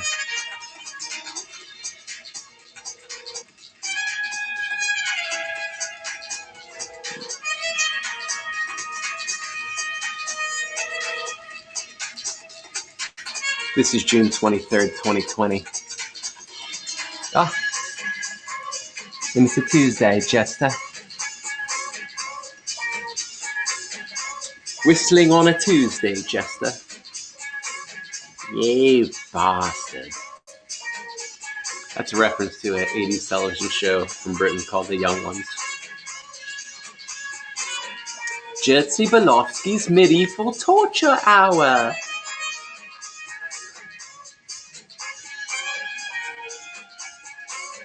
Tea ceremony. Cheers to your nowness. Connecting with my nowness.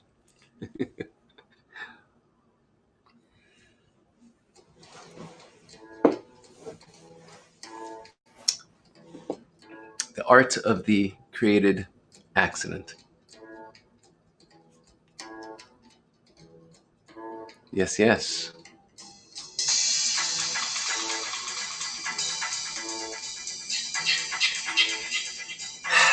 The art of the controlled accident. And I think that's what I was showing you right there, by the way, the controlled accident, the drip. And where do you want it to be held? So I did a controlled drip.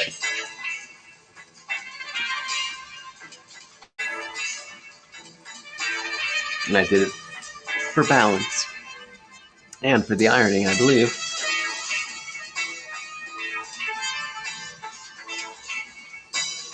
I'm going to step back and take a look at this in its entirety. Just so you know, this background here, it's really flaring out. And the reason is you can see the shadow, that it does have a light and a texture of its own. There's what the background is and how I started this piece was I primed it and then I coated it in a highly reflective paint.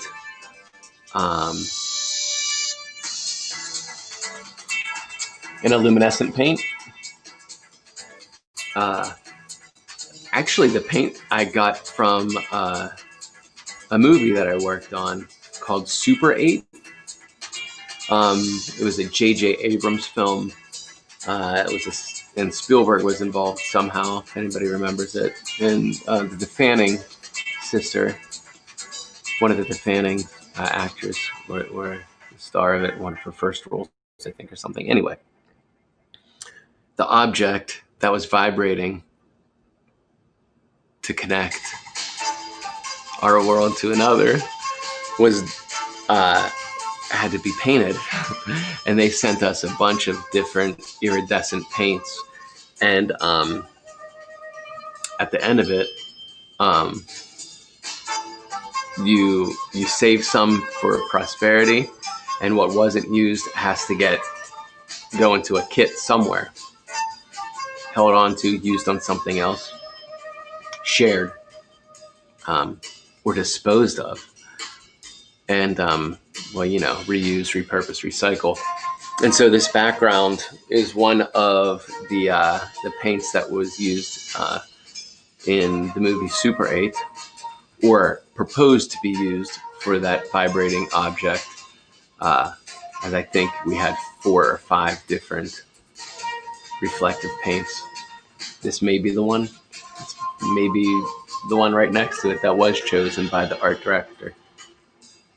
Nevertheless, so the background is this highly reflective surface. Again, this is I fell in love with metallics thanks to Gustav Klimt. And then I laid it on the ground, and I did how do I want to refer to this? A blessing on the canvas using a watered down primer paint, a white. So this cloud formation is this Jackson Pollock throw using water, which is very Dr. Morimoto and Catholicism altogether, knowing that it will land exactly where it's supposed to because you're in tune with the kinetic response. It's very abstract expressionist. And then freezing that, I placed it to expose it to heat so that it would evaporate rapidly. And primer and flat paints dry a lot faster than glosses, by the way. But one thing I do love, and you'll find in my art, is that I play with different sheens working together on the same canvas. A sheen is the reflective quality of the pigment that you're placing, or the paint that you're placing on the canvas. Whatever's the binder to the pigment has a reflective quality, or a gloss. Well, of course, gloss quality, because there's gloss and then to matte or flat paint. This crowd at the bottom, these human forms, the masses right now. I use a very flat paint. I use this. That's right, Bob Ross Black Gesso. It's not pronounced gesso, it's gesso. So I'm told. Pronounce it how you like. Just a vibration response to an object. How do you respond to Bob Ross Black Gesso? It's awesome, isn't it? Yeah, manufactured in Philadelphia, Pennsylvania. And gifted to me by one Scotty Bellinger. Thanks again for collaborating with me, Scotty. Nevertheless, it's a gesso has a high acidity, so it bites in to the canvas or whatever object you're putting it on. It's a primer. Primers and gessos have a high acidity, so it bites in, it has a good tooth.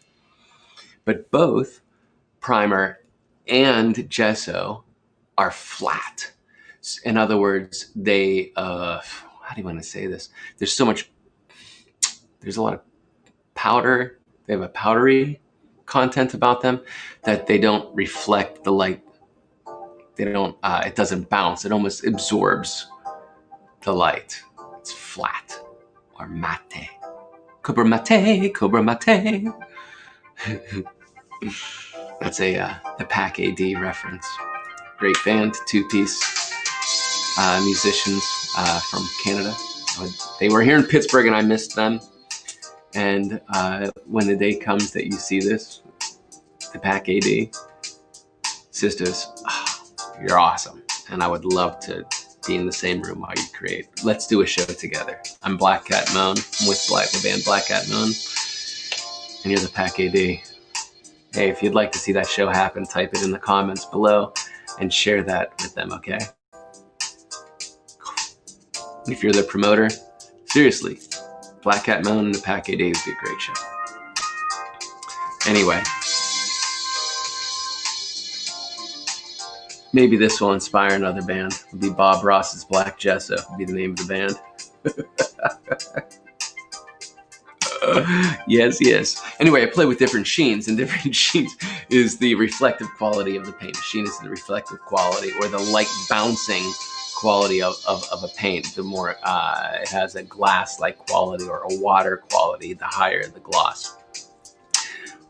Iridescent has this is playing in that same field as well. So when you're using different this right here, this intense teal, I know it's called that because somebody called it that when I bought it at the store, is it's a high gloss or semi gloss. I used it as an accent on an accent wall in the lad's room when I redesigned it. So that's here, here, and here, and it's catching the light in its own way. And then there's this iridescent paint which bounces the light like a bike reflector, and then on top of it is splattered, blessed in a Jackson Pollock, Father Pollock pattern all over this cloud-like form. So it does this push and pull. So I like to. Anyway, here we are. So this isn't white. It's actually a very. It's just bouncing the light at the camera right now. So when you come see this work in person, you'll have a different response. And every photograph that will ever be taken of this will have its own response because it's light, the bouncing light. It's how we see. It's how these limited machines work. We only see what 0.0003% of the entire spectrum of light with these, the human eye.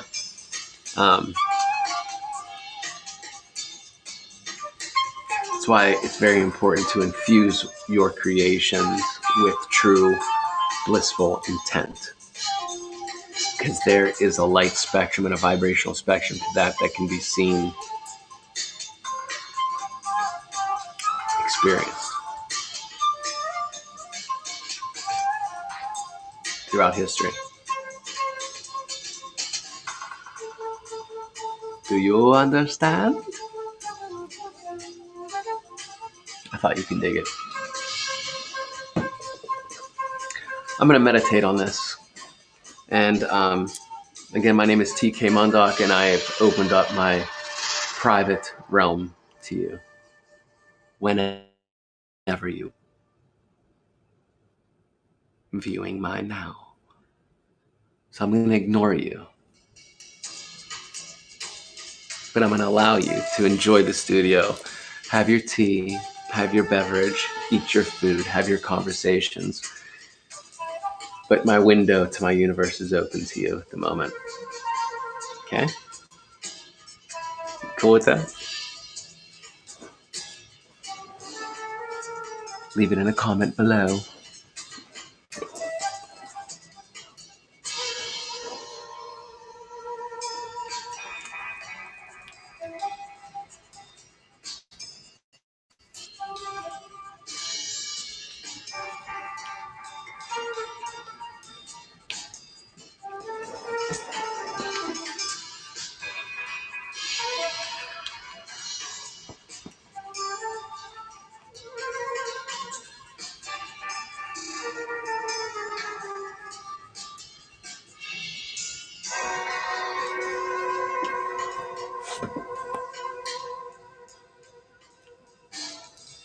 It's nice.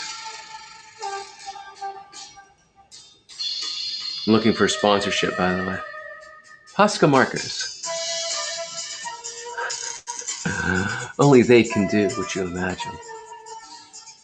It's a good catchphrase, isn't it?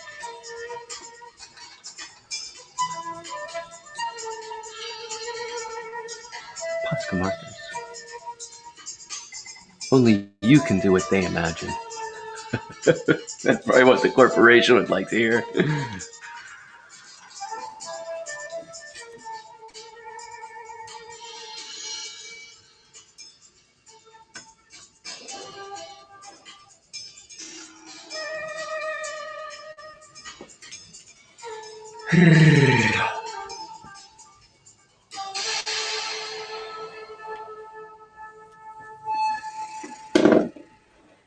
JJ.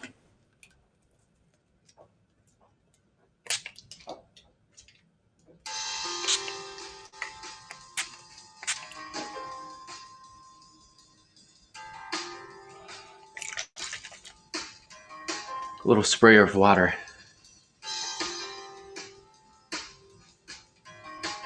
A little mist, just a mist. It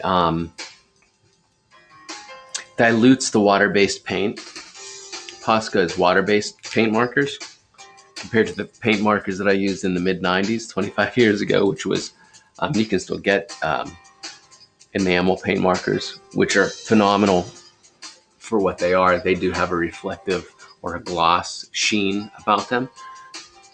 Poscas are flat. In other words, they have they don't bounce the light, they absorb the light in their own way. But you can play with Posca. You can smear the enamel paint markers, but you can't dilute them. You could, but you would have to use a mineral spirit of some type, a denatured alcohol or something, to move it across the object that you're putting the pigment onto. But I'm a big foul. I'm a big fan of the Tao. I'm a big foul. That was a big foul. I'm a big fan of the Tao Te Ching. And I say, be like water. By the way, earlier in the broadcast, we were listening to a lecture by one Mr. Alan Watts. And I'm probably going to introduce him back into our stream here momentarily. I might even start it from the beginning. Or maybe I'll start it from the beginning tomorrow. Because there's joy in repetition, baby. Ow! It's a Prince reference. You dig Prince? I like Prince. Ow! What movie was that? That's a quote from a movie. Who was that? Tucker? I like Prince. No, Damon Wayans. Is that who it was? Yeah, Damon Wayans, yeah. All right. Ladies and gentlemen, I introduce you to the Force Dryer.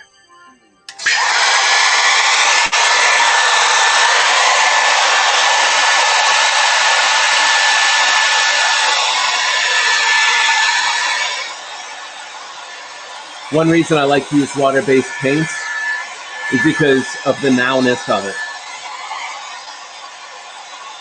It dries quickly, especially with magic tools like a hair dryer, so that you can layer. I'm a big fan of layering, and I'm a big fan of being in the now.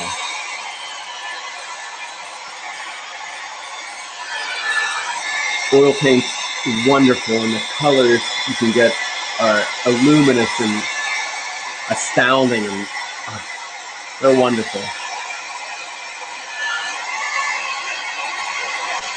But there's a time element about them.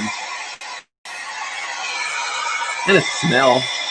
And right now, my studio, I'm blessed to have a home studio right now, where the sub-level of our home is an art studio for my family.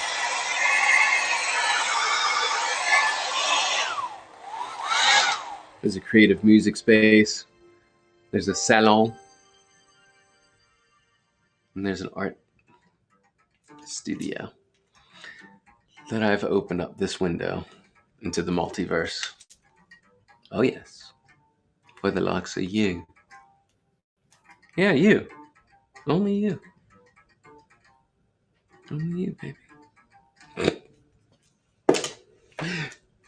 And when I mean to say you, I mean the oneness that we all are, that you just happen to be perceiving at your moment in history. Your moment in his story. History, his story. Think about that, would you? Next time you read a history book, his story of somebody's nowness and how they interacted. History is written by the victors. That's why everybody's searching for these moments in time. It's why the World Wide Web and live streaming is so important now more than ever. And I don't mean recording history in a Big Brother 1984 type of way. I mean, in an Akashic record kind of way. And that's how I view the internet.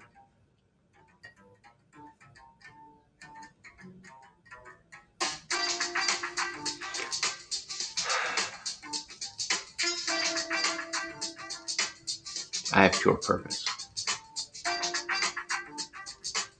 And I don't think this can be used against me. Because I believe it. Everything I'm saying and I'm sharing, I believe in.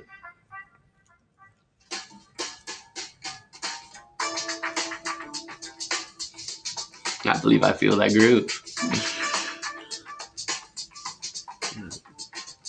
So cheers.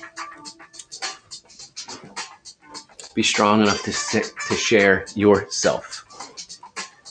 Be confident enough to share yourself. Because it ain't going to jive with everybody, baby. And don't even need to. It'll find kinship. Vibrational kinship. It's inevitable now more than ever.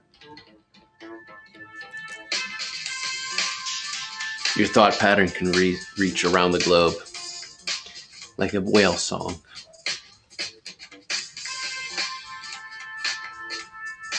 Oh, do some research. You'll see what I mean.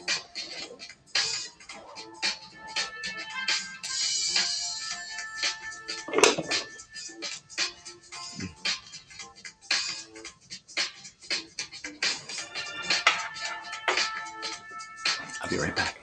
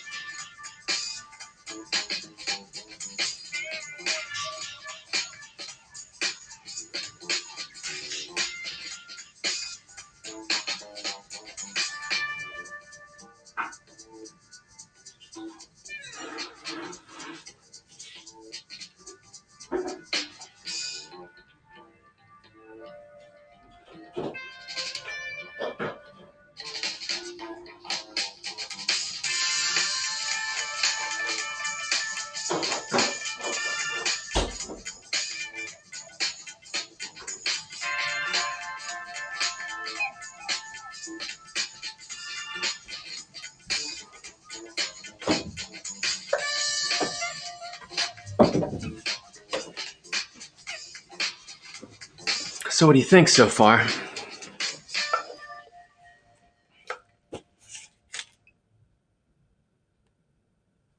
I think I'm finally getting that graphic edge.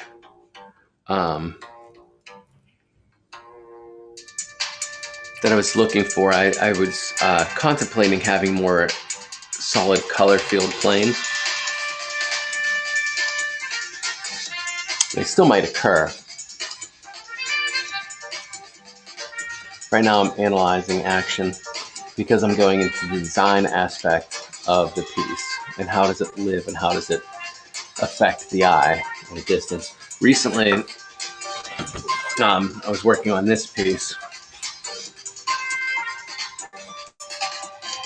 which is riddled in pointillism in several different sheens of reflective quality as well, and sacred geometry, just push and pull.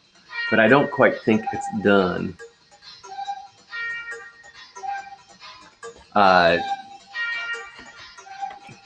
Nicole Capozzi of Box Heart Gallery, that represents me here in Pittsburgh,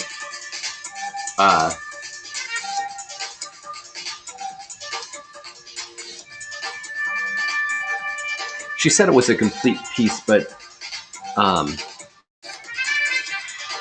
think what she's looking, where she thought one of its possible futures, its possible reality being an object that lives in this world. At my latest show at their gallery, which you can view online at boxheart.com, It was the three dragons, and they weren't dragons at all. It was they were koi fish, and they were this. I guess it could be considered realism to an extent, on top of this abstract form space that gave it movement, and not just in one panel as a diptych. It was a diptych is two canvases that interact with each other. Diptych 2. Anyway, and it was successful, and it sold that evening. Thank you for wanting to live with my moment.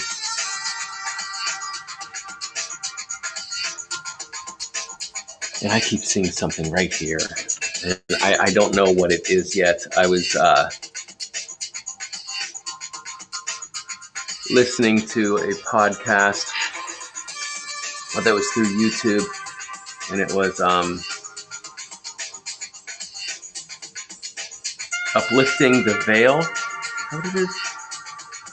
There's this brilliant gentleman behind the veil, lifting the veil. And YouTube is really strict on it because there's way too much information that he's giving that people want to shut down. So lifting the veil, it's great. He talks about etymology, which is the root of the language that we speak, the spelling, the spells that we chant, and but also the symbols that are used and that are referenced in sigils to information of anatomy and math of the multiverse that only now science is getting to, but you see it. Today's awakening science is getting to, but these are symbols that were used thousands and thousands of years ago. Anyway, so I think it needs a sigil somewhere in here. But on Lifting the Veil, they were speaking about the communication and the vibrational thought process and connectivity of the whale population on the planet Earth. And that's something you can research on your own. I'm not going to get into that. Unless you want to get into it, we can talk about it if you were present in my nowness. Or you can all of you can discuss it in your comments below amongst each other in your chat forum. There's something living here. It seems like it's splashing out into the night in this Asbru coming down this rainbow bridge. Asbru.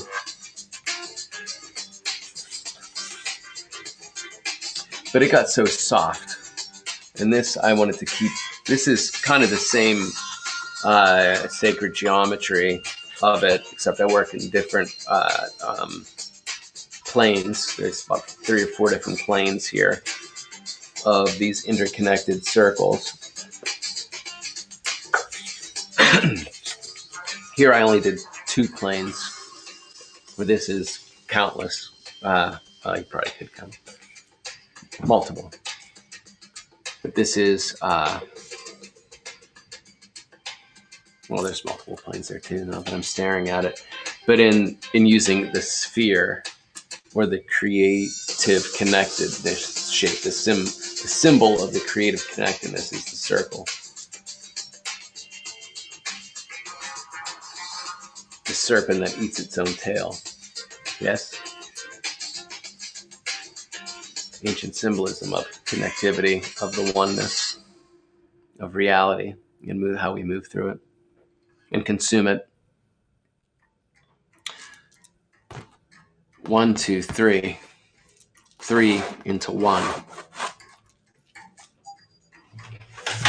Where do you hear that? Right? Every religion discusses this. The Trinity. You see it now? There's something in art referred to as the unseen line. And I've fallen in love with this concept. And I can go into stories about that and how I first encountered it as a child with a piece of artwork that my mother hung in our living space. And okay, I'll tell the story. It was of a woman. This is the mid 70s and or late 70s, I think, when this piece was purchased. And it was a very washy watercolor female form, and she was very natural, very hipster, if you will. And you could hang this piece of artwork in a cafe in hipster town. You know, I don't mean that derogatory. I mean that there's modes or fashions that occur in movements, patterns emulated by thought processes. And but this was the late 70s, and she was very washy and watercolory, and she was wearing this wonderful large hat, and she was carrying a basket filled with flowers, and she had long hair, and she was what she was, and she was but her arm was built from unseen line. It was disconnected. It wasn't photorealistic by any means at that point, because parts of her body were invisible and faded into the background. And this fascinated me because it confused my optical reality, and it made me start questioning reality versus art and how it's connected. And is she connected to that flower basket she's carrying? Is that somebody else carrying it? Is that an arm? Is that a hand? Is it really a flower basket? Is then the end result was that the isness of it was that it was paint. It wasn't reality. It was an idea of a moment in time to be experienced possibly by a human, because that was the shape that was referenced. Damn. But that was the use of the unseen line. So here, I'm using it again. And I'm showing you the line by use of this, this is a 45-degree triangle.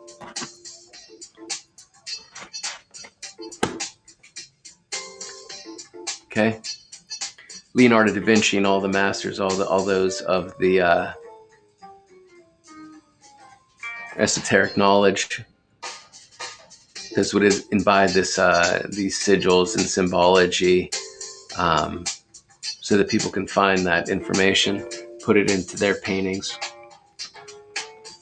And they used sacred geometry and the Fibonacci sequence.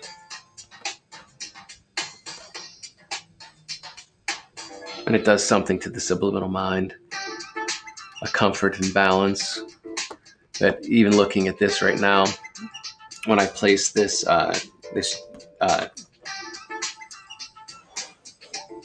triangle on top of it, this 45-degree triangle, you can see symbolism. You can see Catholicism, right? Cross, all that hangs upon the cross, right? What does hang upon the cross? An idea hangs or is held by this directional field with the longest point connecting down to below as above. A symbol that goes further back than Catholicism, goes to Egypt and Sumerian and etc. etc. It's very simplified locational field. So here I am playing on it again. There's something that's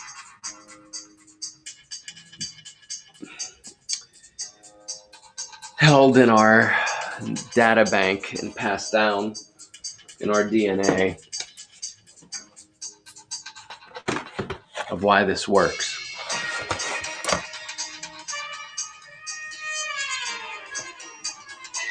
And what does it mean?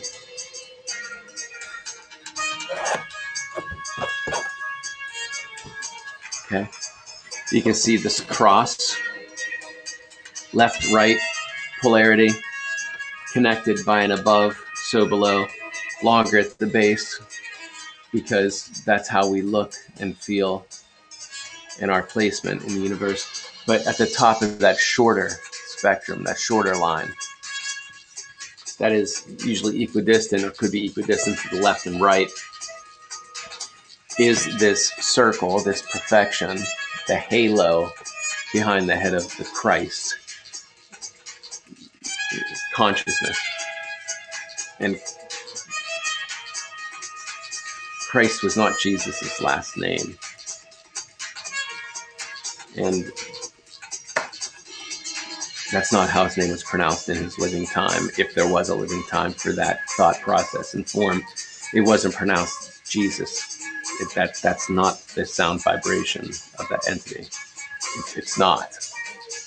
You got to go further back to how language was spoken and transmitted. It wasn't with your local dialect.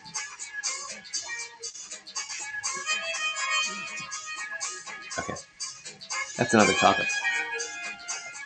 But you see the symbolism, what it's referencing. The higher self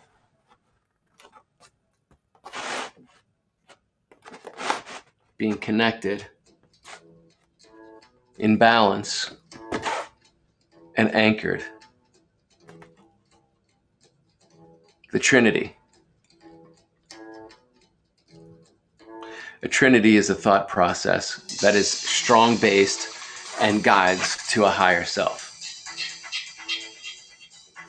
3 points.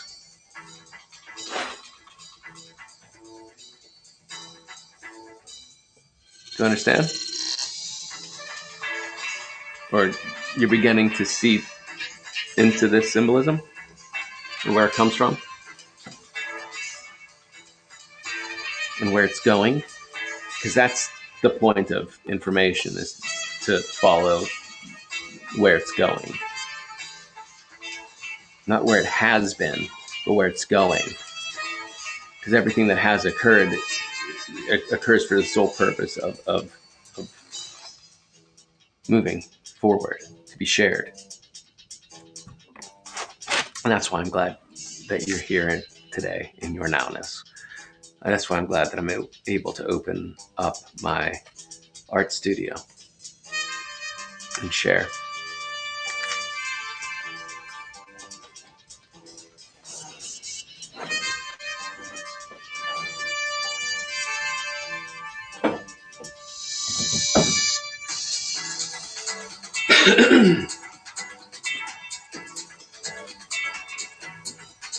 And that kind of looks like a Pokemon ball.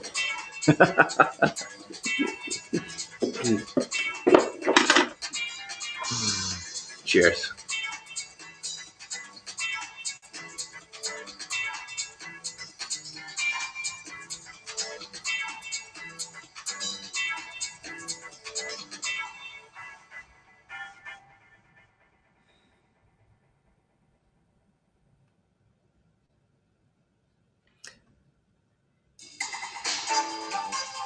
I'm going to listen to Alan Watts.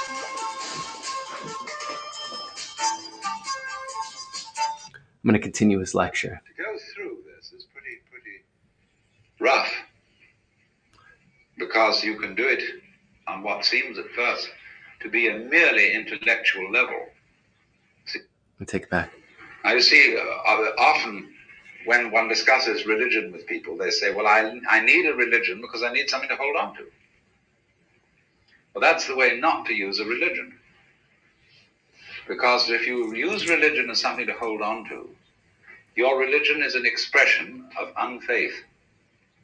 Faith is where you let go, not where you hold on. When the cat falls off the tree, the cat relaxes, you see. And so the cat lands with a soft thud and doesn't get hurt because the cat has faith. But if the cat in midair were suddenly to grab itself with all 4 feet and tighten up, you see, it'd be hurt. And that's what people do when they say, rock of ages cleft for me, let me hide myself in thee. They want something to hold on to, you see. And that is unfaith. So conservatism, to conserve. It's called the Dharma.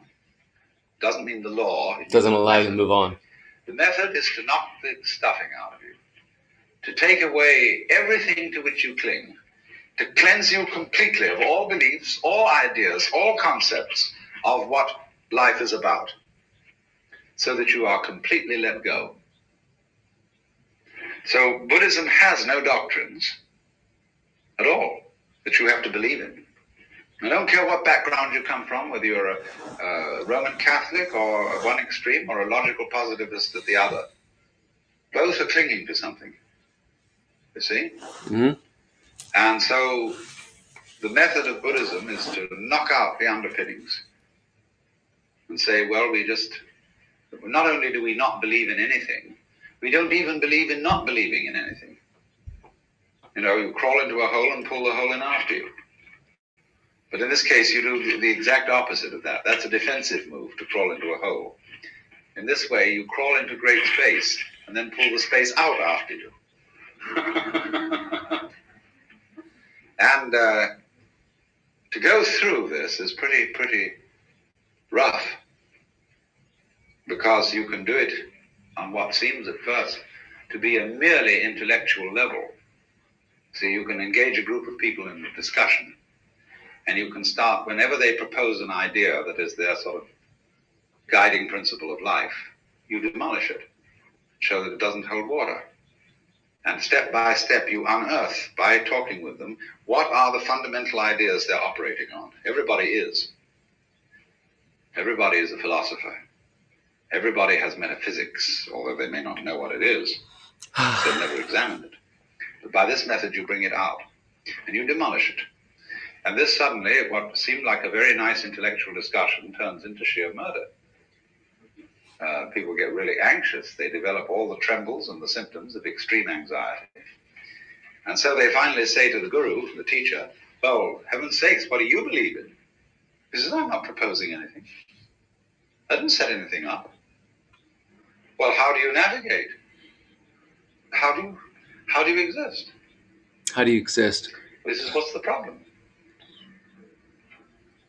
Because you see, what we're moving from, as I suggested a moment ago, we're moving from a state of affairs where we're accustomed to navigation on land to a state of affairs where we're in the water. And this is very critical for today, because the impact of modern science on Western culture has been very similar to this. In Christianity, we sing hymns like How Firm a Foundation and Rock of Ages, Ein fester Burg, a mighty fortress is our God. We've something to stand on. The church's one foundation is Jesus Christ her Lord, you know. And there's this firm thing. All right, suddenly all that disappears. Just talking about this. Plausible. And we find ourselves swimming or sinking. Now, when you find that you're living in the midst of the universe of relativity, well, there's nothing you can hold on to. You've got to learn how to swim. And to swim, you've got to relax and stop grabbing. So this is what Buddhism does. When it says it's the art of let go, of non-attachment. Non-attachment doesn't mean that you lose your appetite for dinner. It means simply that you stop grabbing. You get rid of stickiness. Stickiness in the sense that, for example, when a wheel has an axle that's too tight and it sticks, you want to loosen it up a bit. You don't want it too loose. You don't want it floppy. Like a lot of people, when you tell them to relax, they become like a limp rag. It's not relaxing. Relaxing is having still tone. But it's a middle way. So this is entirely what Buddhism is about. It's about learning, for example, if I may put it in a vivid way, when you were born, you were kicked off a precipice. And there's nothing that can stop you falling. And although there are a lot of rocks falling with you, with trees growing on them and all sorts of things like that, you can cling to one of those rocks, if you like, as it goes down with you for safety. But it's not safe. Nothing is safe. Everything is falling apart. Everything is in a state of change. And there's no way of stopping it. And when you are really resigned to that, when you really accept that, then there's nothing left to be afraid of. And when there's nothing left to be afraid of, and you've given everything up, and you know that even, a lot of people in religion cling to suffering because they know they are right as long as they hurt. Ah. Oh, I bless the good Lord for my boils, for my mental and bodily pains. For without them my faith all congeals, and I am doomed to hell's ne'er-ending flames. There are a lot of people who know that they're right so long as they suffer. But that's an illusion too. Even suffering offers no security. Even suicide offers no security in Buddhism, you see. There is no security at all. You simply have to face this fact that everything is in flux and go with it. And so the question then is simply how to convince people of this, if anybody wants to be convinced. It's not the sort of thing you shove down people's throats. You don't convert them to this. Because if they don't want to be converted, they won't let go. How's that for timing? Buddhism therefore involves a very special relationship between what time are you the in? questioner and the person to whom the question is addressed. The questioner. And the teacher. The pupil. And teacher. Now then, Buddhism came to China as early as 60 AD, but didn't at that time make a very great impression. It was not until about the year 400 that a very great Sanskrit scholar by the name of Kumarajiva came and started teaching Chinese scholars Sanskrit. And they worked with him to translate Sanskrit into Chinese. They translated the Buddhist scriptures. They didn't, of course, do them all at that time, because the Buddhist scriptures occupy about as much space as the Encyclopedia Britannica. In fact, a little more. The Indians are great talkers. Well, anyway, they found that when they translate this into Chinese, you had to find equivalent Chinese words for the Sanskrit ideas, and they found these from the Taoist philosophy. Well, slowly then, Indian attitudes began to be modified by Chinese attitudes because the Chinese read into these translations Taoist meanings. So things got a little altered. Now here came the alteration that is crucial. First of all, in Indian Buddhism, there's very little humor. The Chinese life is full of humor. The greatest philosopher of China, Zhuangzi, is the only philosopher who is, I think, in the whole world, who is profoundly humorous. There's a book in the modern library, published by Random House, called The Wisdom of Lao Tzu. Lao Tzu. And my hero. This is translated by Lin Yu Tang. And he includes, along with the translation of Lao Tzu, huge sections of Chuang Tzu. And this is absolutely fascinating because of the humor of it. Indian Buddhism had very little humor. Some, yes, but very little. Next, it was all tied up with celibacy, which to the Chinese was absolutely incomprehensible. Because Chinese civilization is rigged around the family to a far greater extent than ours is, which is saying something. And they just couldn't see any point or any wisdom in celibacy. When Buddhism came to China, it still retained a certain element of celibacy, but for different reasons than Hindu. The Chinese way of celibacy is not that sex is naughty, but it's terribly convenient not to have a wife. Hola. In other words, the ideal of the How you doing, my lad? I was just about to do a drawing on a photograph from a magazine. Just to wake up the mind a bit. Oh, what do you think so far, guys? What do you see? See people. You see people? People What are they doing? watching. Watching. At something. Uh-huh. Do they know what they're looking at yet? No. Oh, you look great, by the way. Check this out. This magazine is from April 2004, 16 years ago. They were talking about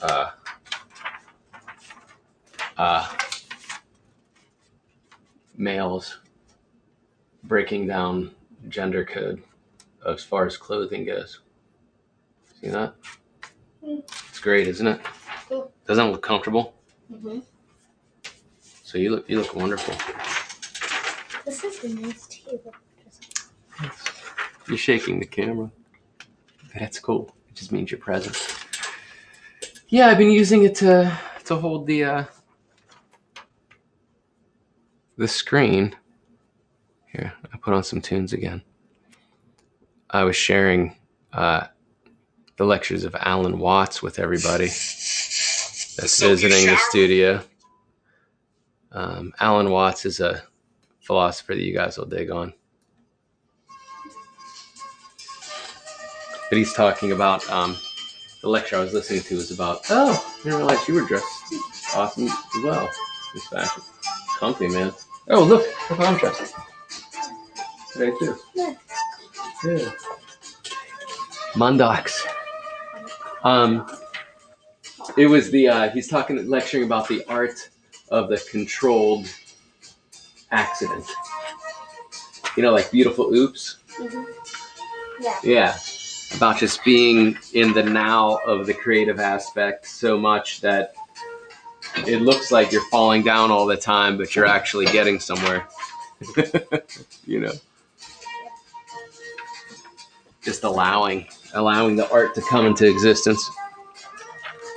By the way, I have guests in my studio at the moment, and they're the next generation Mundok, the lads.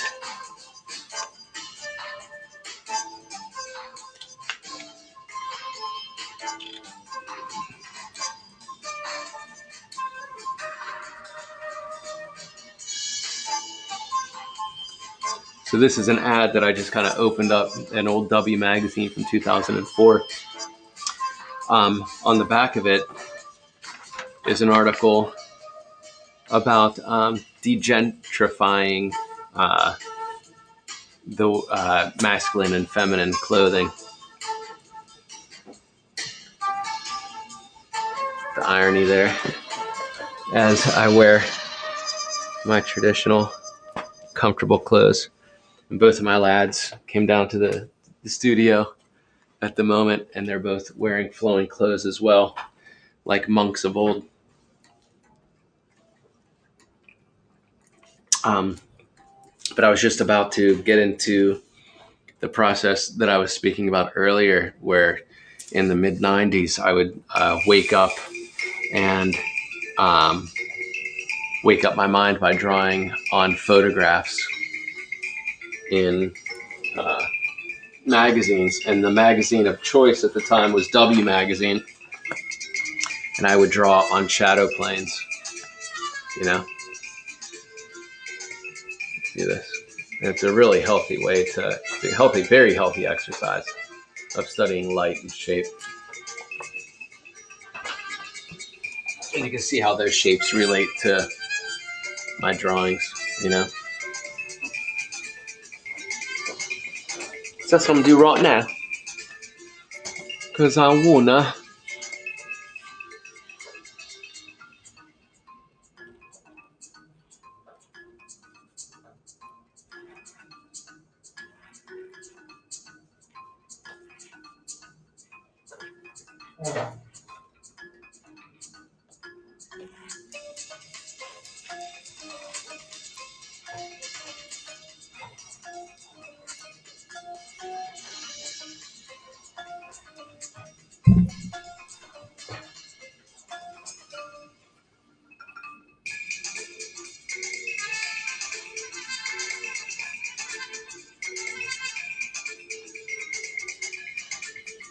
Allow the movement to occur.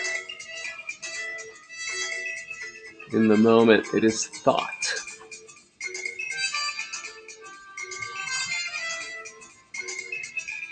Like jazz music.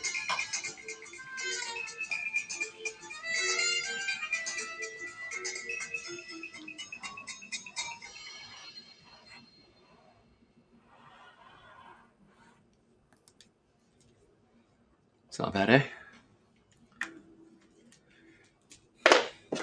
Flash force dry it. Back in the day, I used to use enamel-based markers, like I said, in the mid-90s when I would wake up and do this. Now I have these great markers by Costa out of Japan, or I gotta do my research. They're water-based markers. You can play with them really nicely. I'm looking for a sponsorship. Joking, not joking.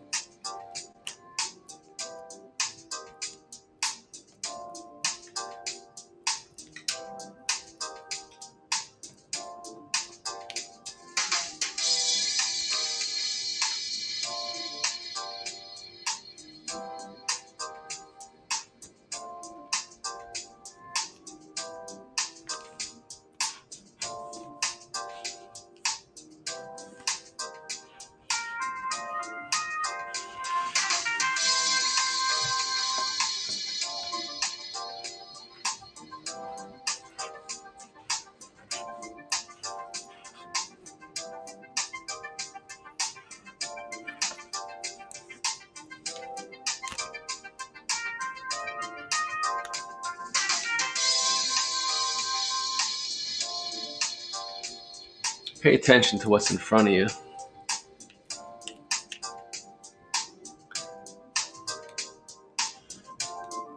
And pay attention to what's in front of your mind.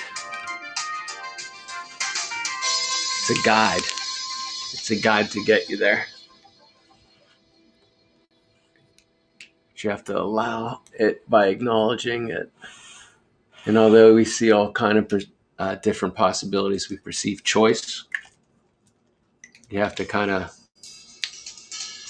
quickly gauge which is the correct route.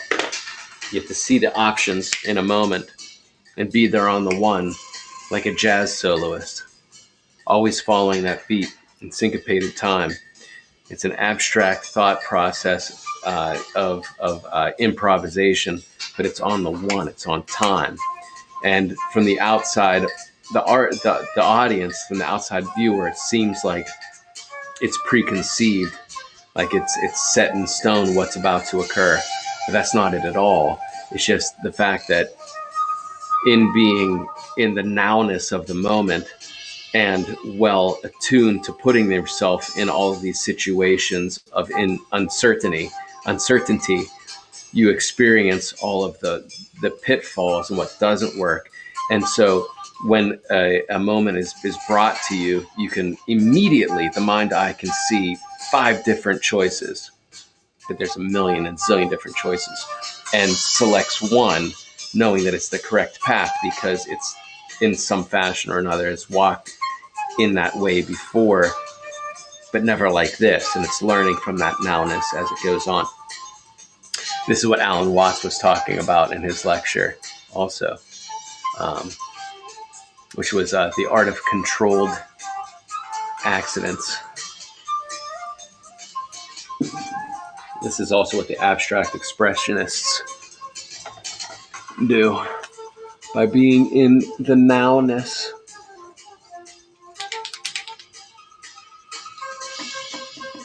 making the correct choice as they fall down again and again and again, and realizing that every fall gets you to a new location. Every stumble gets you forward. If you allow it to move you forward.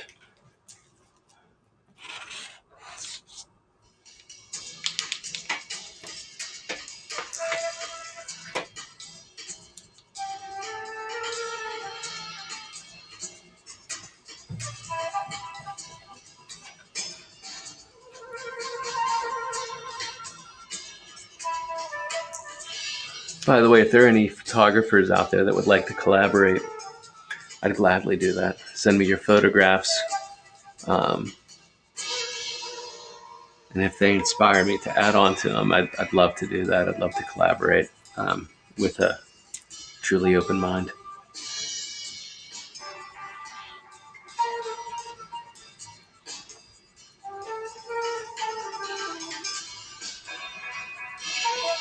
Never hurts to ask.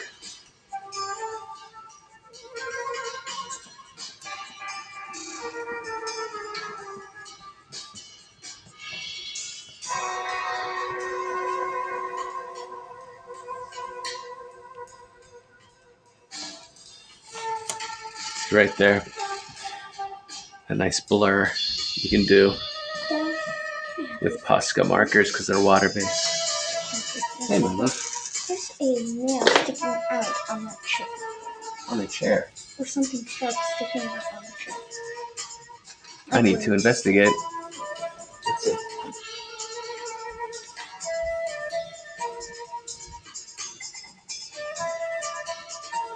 Oh, yeah, look at that.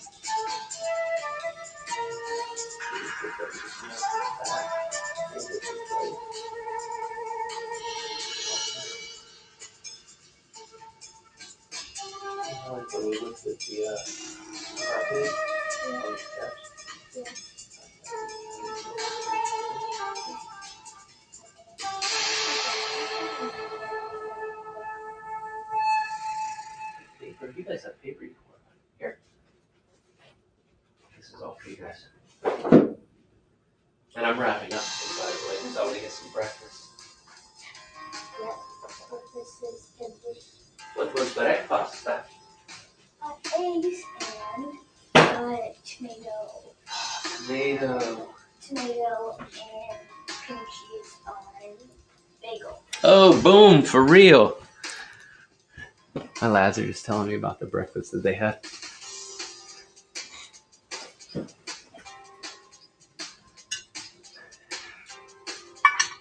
Oh, hi.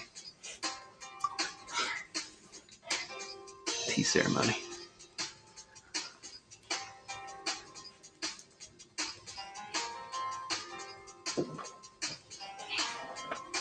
All right, let's listen to Alan Watts a little bit. The uninvolved life has a certain appeal, but they could never get through into their heads the notion that sexual desire was bad, which has always played a fairly strong role in Hindu thinking. Not in the same way as it has in the West. Puritans. The Hindus don't have a guilt take on it. But they think that it dissipates your spiritual energies. Right. And you see, in yoga, Excuse me. they envisage the idea that at the base of the spine, there is what is called the Kundalini. Kundalini. You sort of song with this in about power, or the force of psychic energy. it. Serpent power. The serpent rises from the ground to the 1,000-petaled crown. This is Kundalini. This is raising your body energy through each chakra or your glands in your body to connect your energy larger than your perception. So long as it remains at the base of the spine, this force is dissipated in sexuality. Now, yoga is to suck this thing up the spine and get it into the head. Crown chakra. And so then you withdraw from the manifestation of this energy or the dissipation of it in sexuality, and it's put on a higher level. Only which end is up. Which end is up? As above, so below. You can do it the other way too. They have what's called the right-hand way of doing it and the left-hand way of doing it. I'm not going to go into that now. But the Chinese didn't see it that way. They couldn't see that it was a dissipation of energy.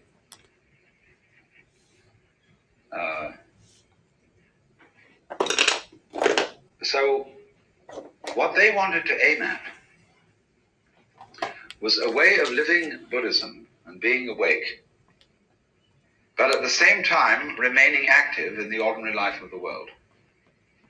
It's what's called, in their phraseology, being king on the outside and a sage on the inside.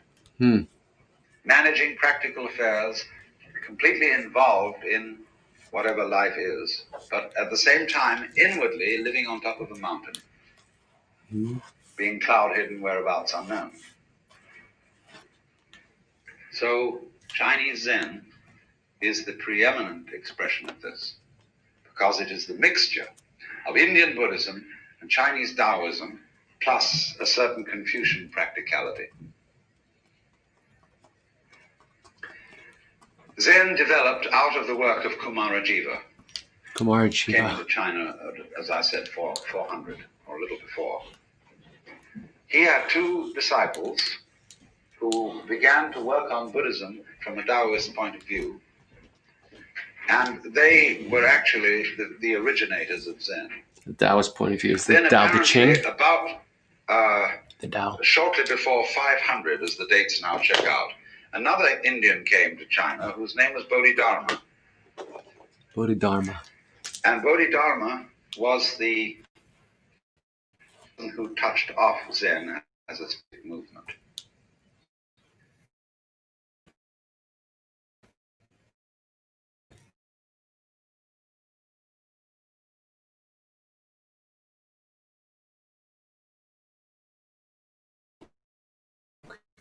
Japanese pronunciation of the Chun. Shun. And Zen. Shun. the story is that when Eka came to Bodhidharma, Bodhidharma refused to accept him as a student. All Zen masters do this. They reject you. And this stimulates You're too you to blonde. come back stronger. Like in Fight Club. If you're going to learn at all. And Eka came back stronger and stronger and stronger, and Bodhidharma resisted him stronger and stronger, and finally he cut off his left arm. Whoa. And presented it to Bodhidharma. He said, look, here's my left arm, given to you as a token that nothing in the world matters to me except to find out what you're all about. Huh. All right, he said, what do you want to know? Eka said, I have no peace of mind. Please pacify my mind. In Chinese, mind is this word pronounced shin. Shin. And shin is here. Here. Shin is the heart mind. It's the psychic center. Here. And so Bodhidharma That's the green said, bring chakra. out your shin here before me and I will pacify it. Eka said, when I look for it, I can't find it. Bodhidharma said, Green then it's chakra. pacified. And Eka immediately understood what all the thing was about. That's the experience called Satori in Japanese. Satori. Wu in Knowing. Chinese. Woo woo. Mandarin, and in the Cantonese dialect.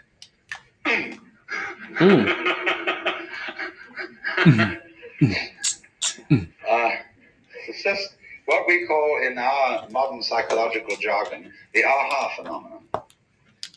The knowing. The aha phenomenon. The knowing. Aha! Now I see.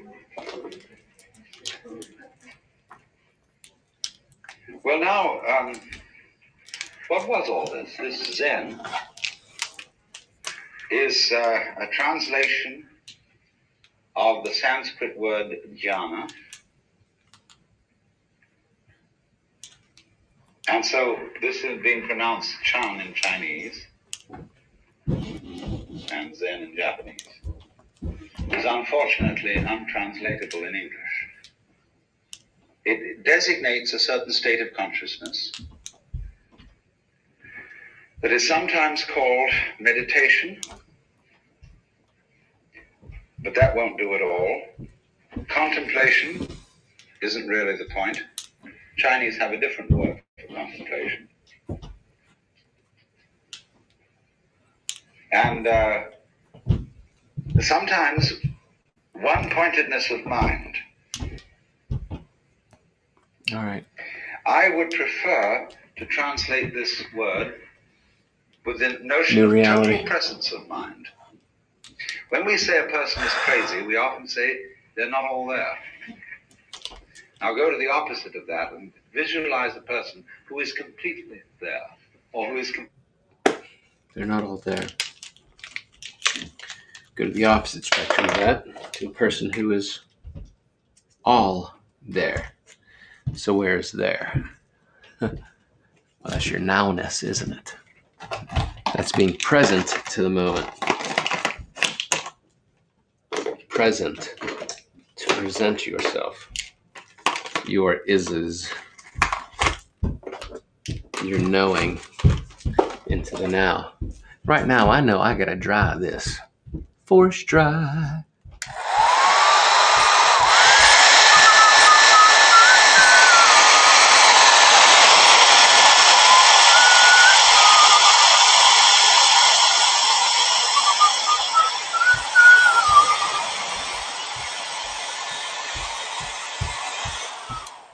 Something of a phenomenon, baby. completely here.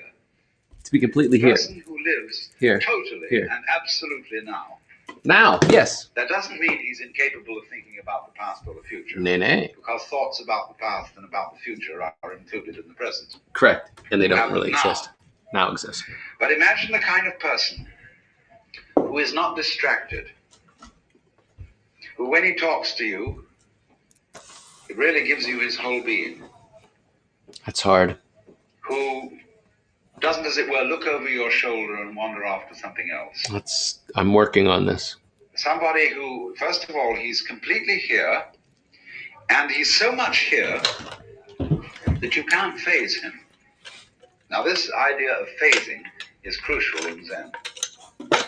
You see, I referred a moment ago to attachment, that Buddhism is living free from attachments. And I made the point that this is not abandoning a sense of a good appetite for dinner, but it's stopping sticking. In psychological jargon, you don't block. A mind of no hesitation, it's sometimes called. In Chinese, the phrase mo zhi chu is used, of going straight ahead. So supposing somebody walks up to you on the street and says, "Are you saved?" Yeah. Now, most of us who are intelligent people feel embarrassed by such a question. You know, what's this wretched Salvation Army person or Jehovah's Witness doing asking me whether I'm saved or That's not? the point We're all a little of that bit, confrontation. What do you do with a nut like that? So To make you feel uncomfortable.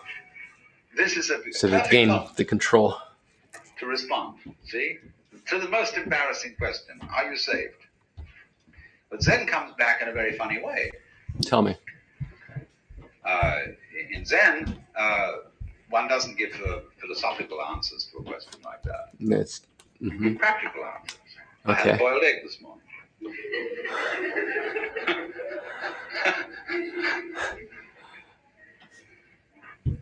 Because whenever you are asked about matters sacred, theoretical and philosophical, you answer in terms of things earthy and practical. But Why then is on the this? other hand, when you are asked about things earthy and practical, you answer in terms of things religious and philosophical. As above, so below. You're looking for a balance in the middle. Is dinner ready? You know? Who's asking this question? Who are you? So, this is then the flavor of Zen, is, you know, Bodhidharma is supposed to have meditated so long that his legs fell off. And he's usually drawn this way, something like this anyway.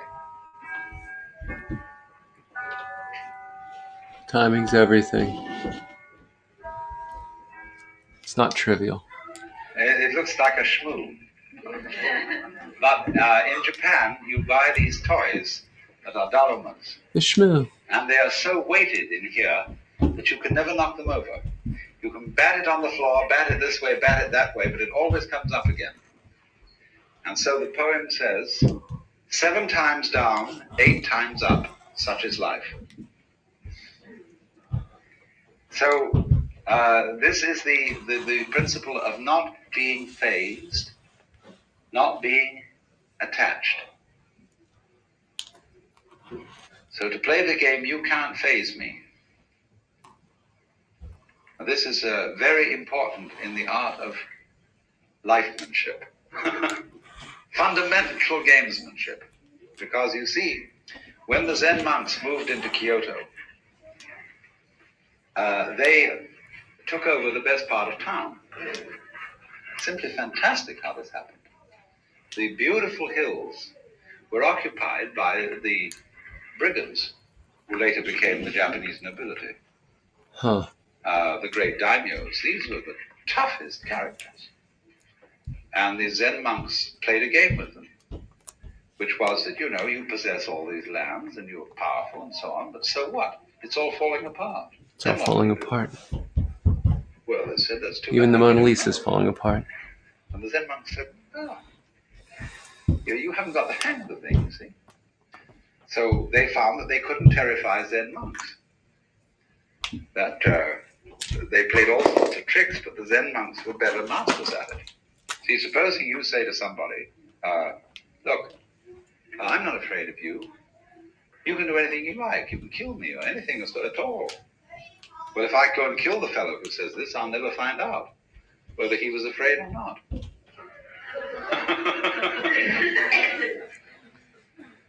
So they outfaced these people and said, we have a secret, you see, that you don't have. And we'll teach your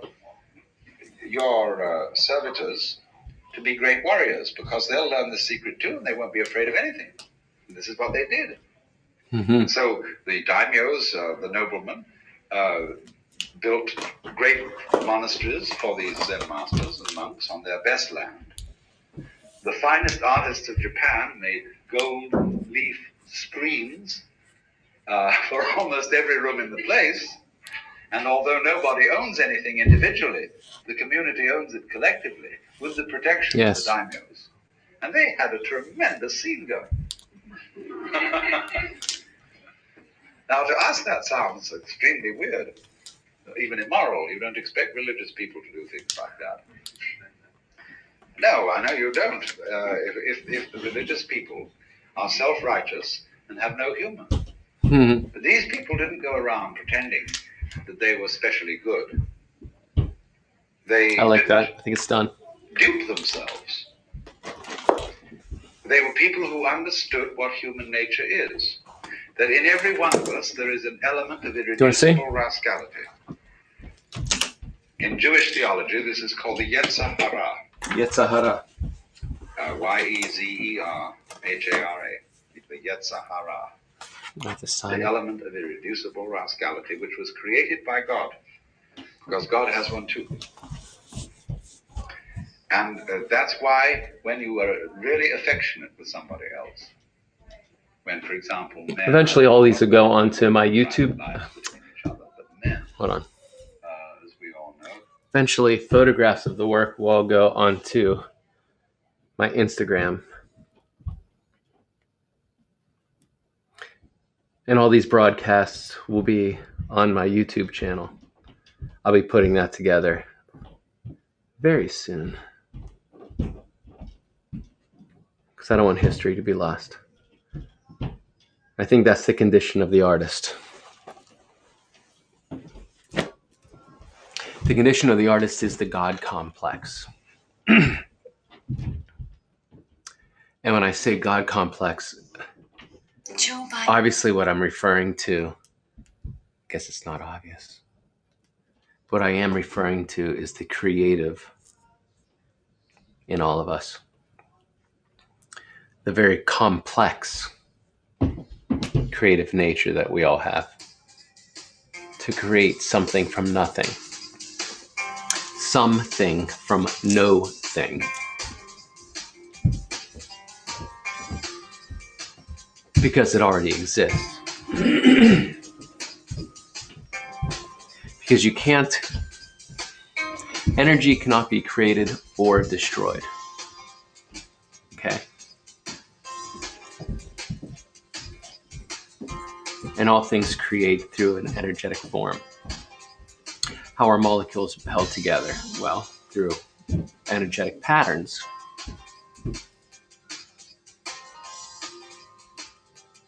And those molecules are pieced together from atoms. And those atoms are held into molecular structures by vibrational energetic patterns. The same atoms that make up everything. It's just what pattern are they held in? Thank you. And then the bits of the atom, electrons, protons, neutrons. There's space in between those now, isn't there? And that space is held, that space holds an electric vibrational resonance, a pattern. Resonance is a pattern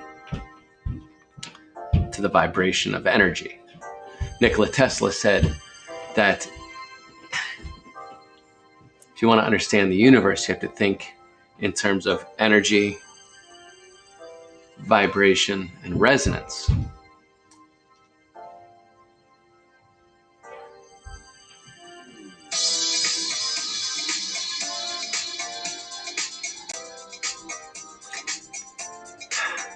So there is no thing. Something is no thing. No thing is therefore something. Okay, so the artist, the philosopher, the creator, the complex idea of the creator is the God complex. And this is something that we have in our human condition, because we know that we're so much larger than our shell. You know, we are a immeasurable energy that just happens to be perceived in such a small vessel, and very rarely from the outside, always from the inside out. So what does that say? And that says soi.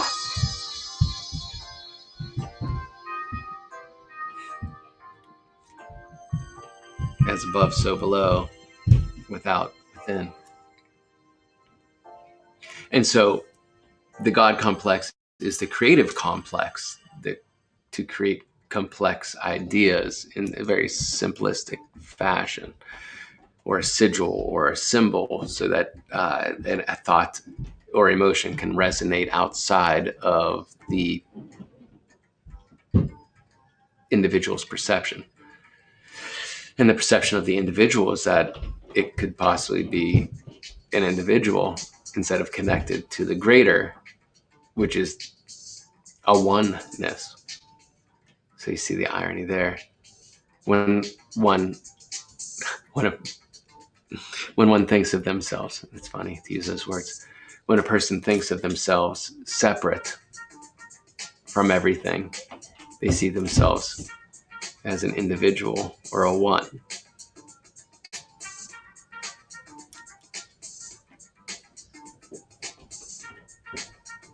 Without realizing that they are part of the one. So therefore, my point is that the God complex is out of the complex creator. And as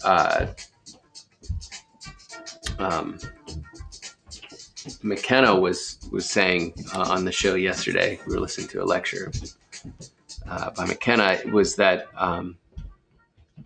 the role of the artist is the shaman in today's society, and the role of the shaman was one that could go into a meditative or trance-like state and connect to the unseen and bring it into the realm of the seen, the no thing into the something. And they're allowed to do that. Allowed. Or it's accepted by those who don't realize that they can do that as well. Peace. people.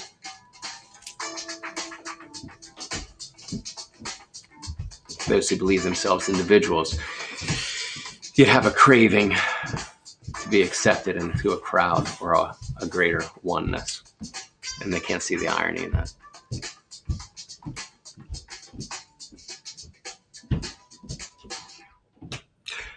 So thank you for coming and visiting me in this window into my now, here on Twitch and then on YouTube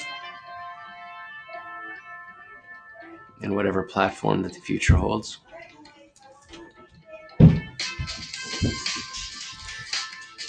I am right now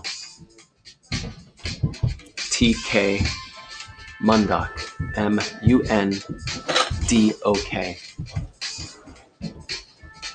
I am Tiki Monkey right now. Tiki, as in Riki Tiki Tavi, the snake slayer, or controller of Kundalini. Mon, it's the human. Ki, the connecting point to open ideas. Tiki Mon Ki. That's who I am right now on Twitch. But I will emerge as the monk. MUNK. Please visit me on Instagram at TKMundok, MUNDOK. You can see the way I create and the way that platform allows me to share, and the way I'll be sharing still images that these cameras don't quite grab. Eventually you'll be going to tkmundok.com, but you could also experience another way that I create is with the band Black Cat Moan, where I sing, play harmonica, and write the majority of the lyrics and give information through that type of symbolism, the audio symbolism, how this translates into the audio. And the way that Twitch is allowing me to do that in this platform. blackcatmoan.com. Memphis Blues Cats in Bill Street. We were in the International Blues Challenge a couple of years back in Memphis, where we met other creators of that art form from all around the globe. We got to create with them. Much love. Create great dreams. Thank you for visiting from wherever your nowness is. My nowness is, the transmission is from 06/23/2020. This is TK Mundok, and I'm ending this transmission. Go create great dreams. Much love. Namaste.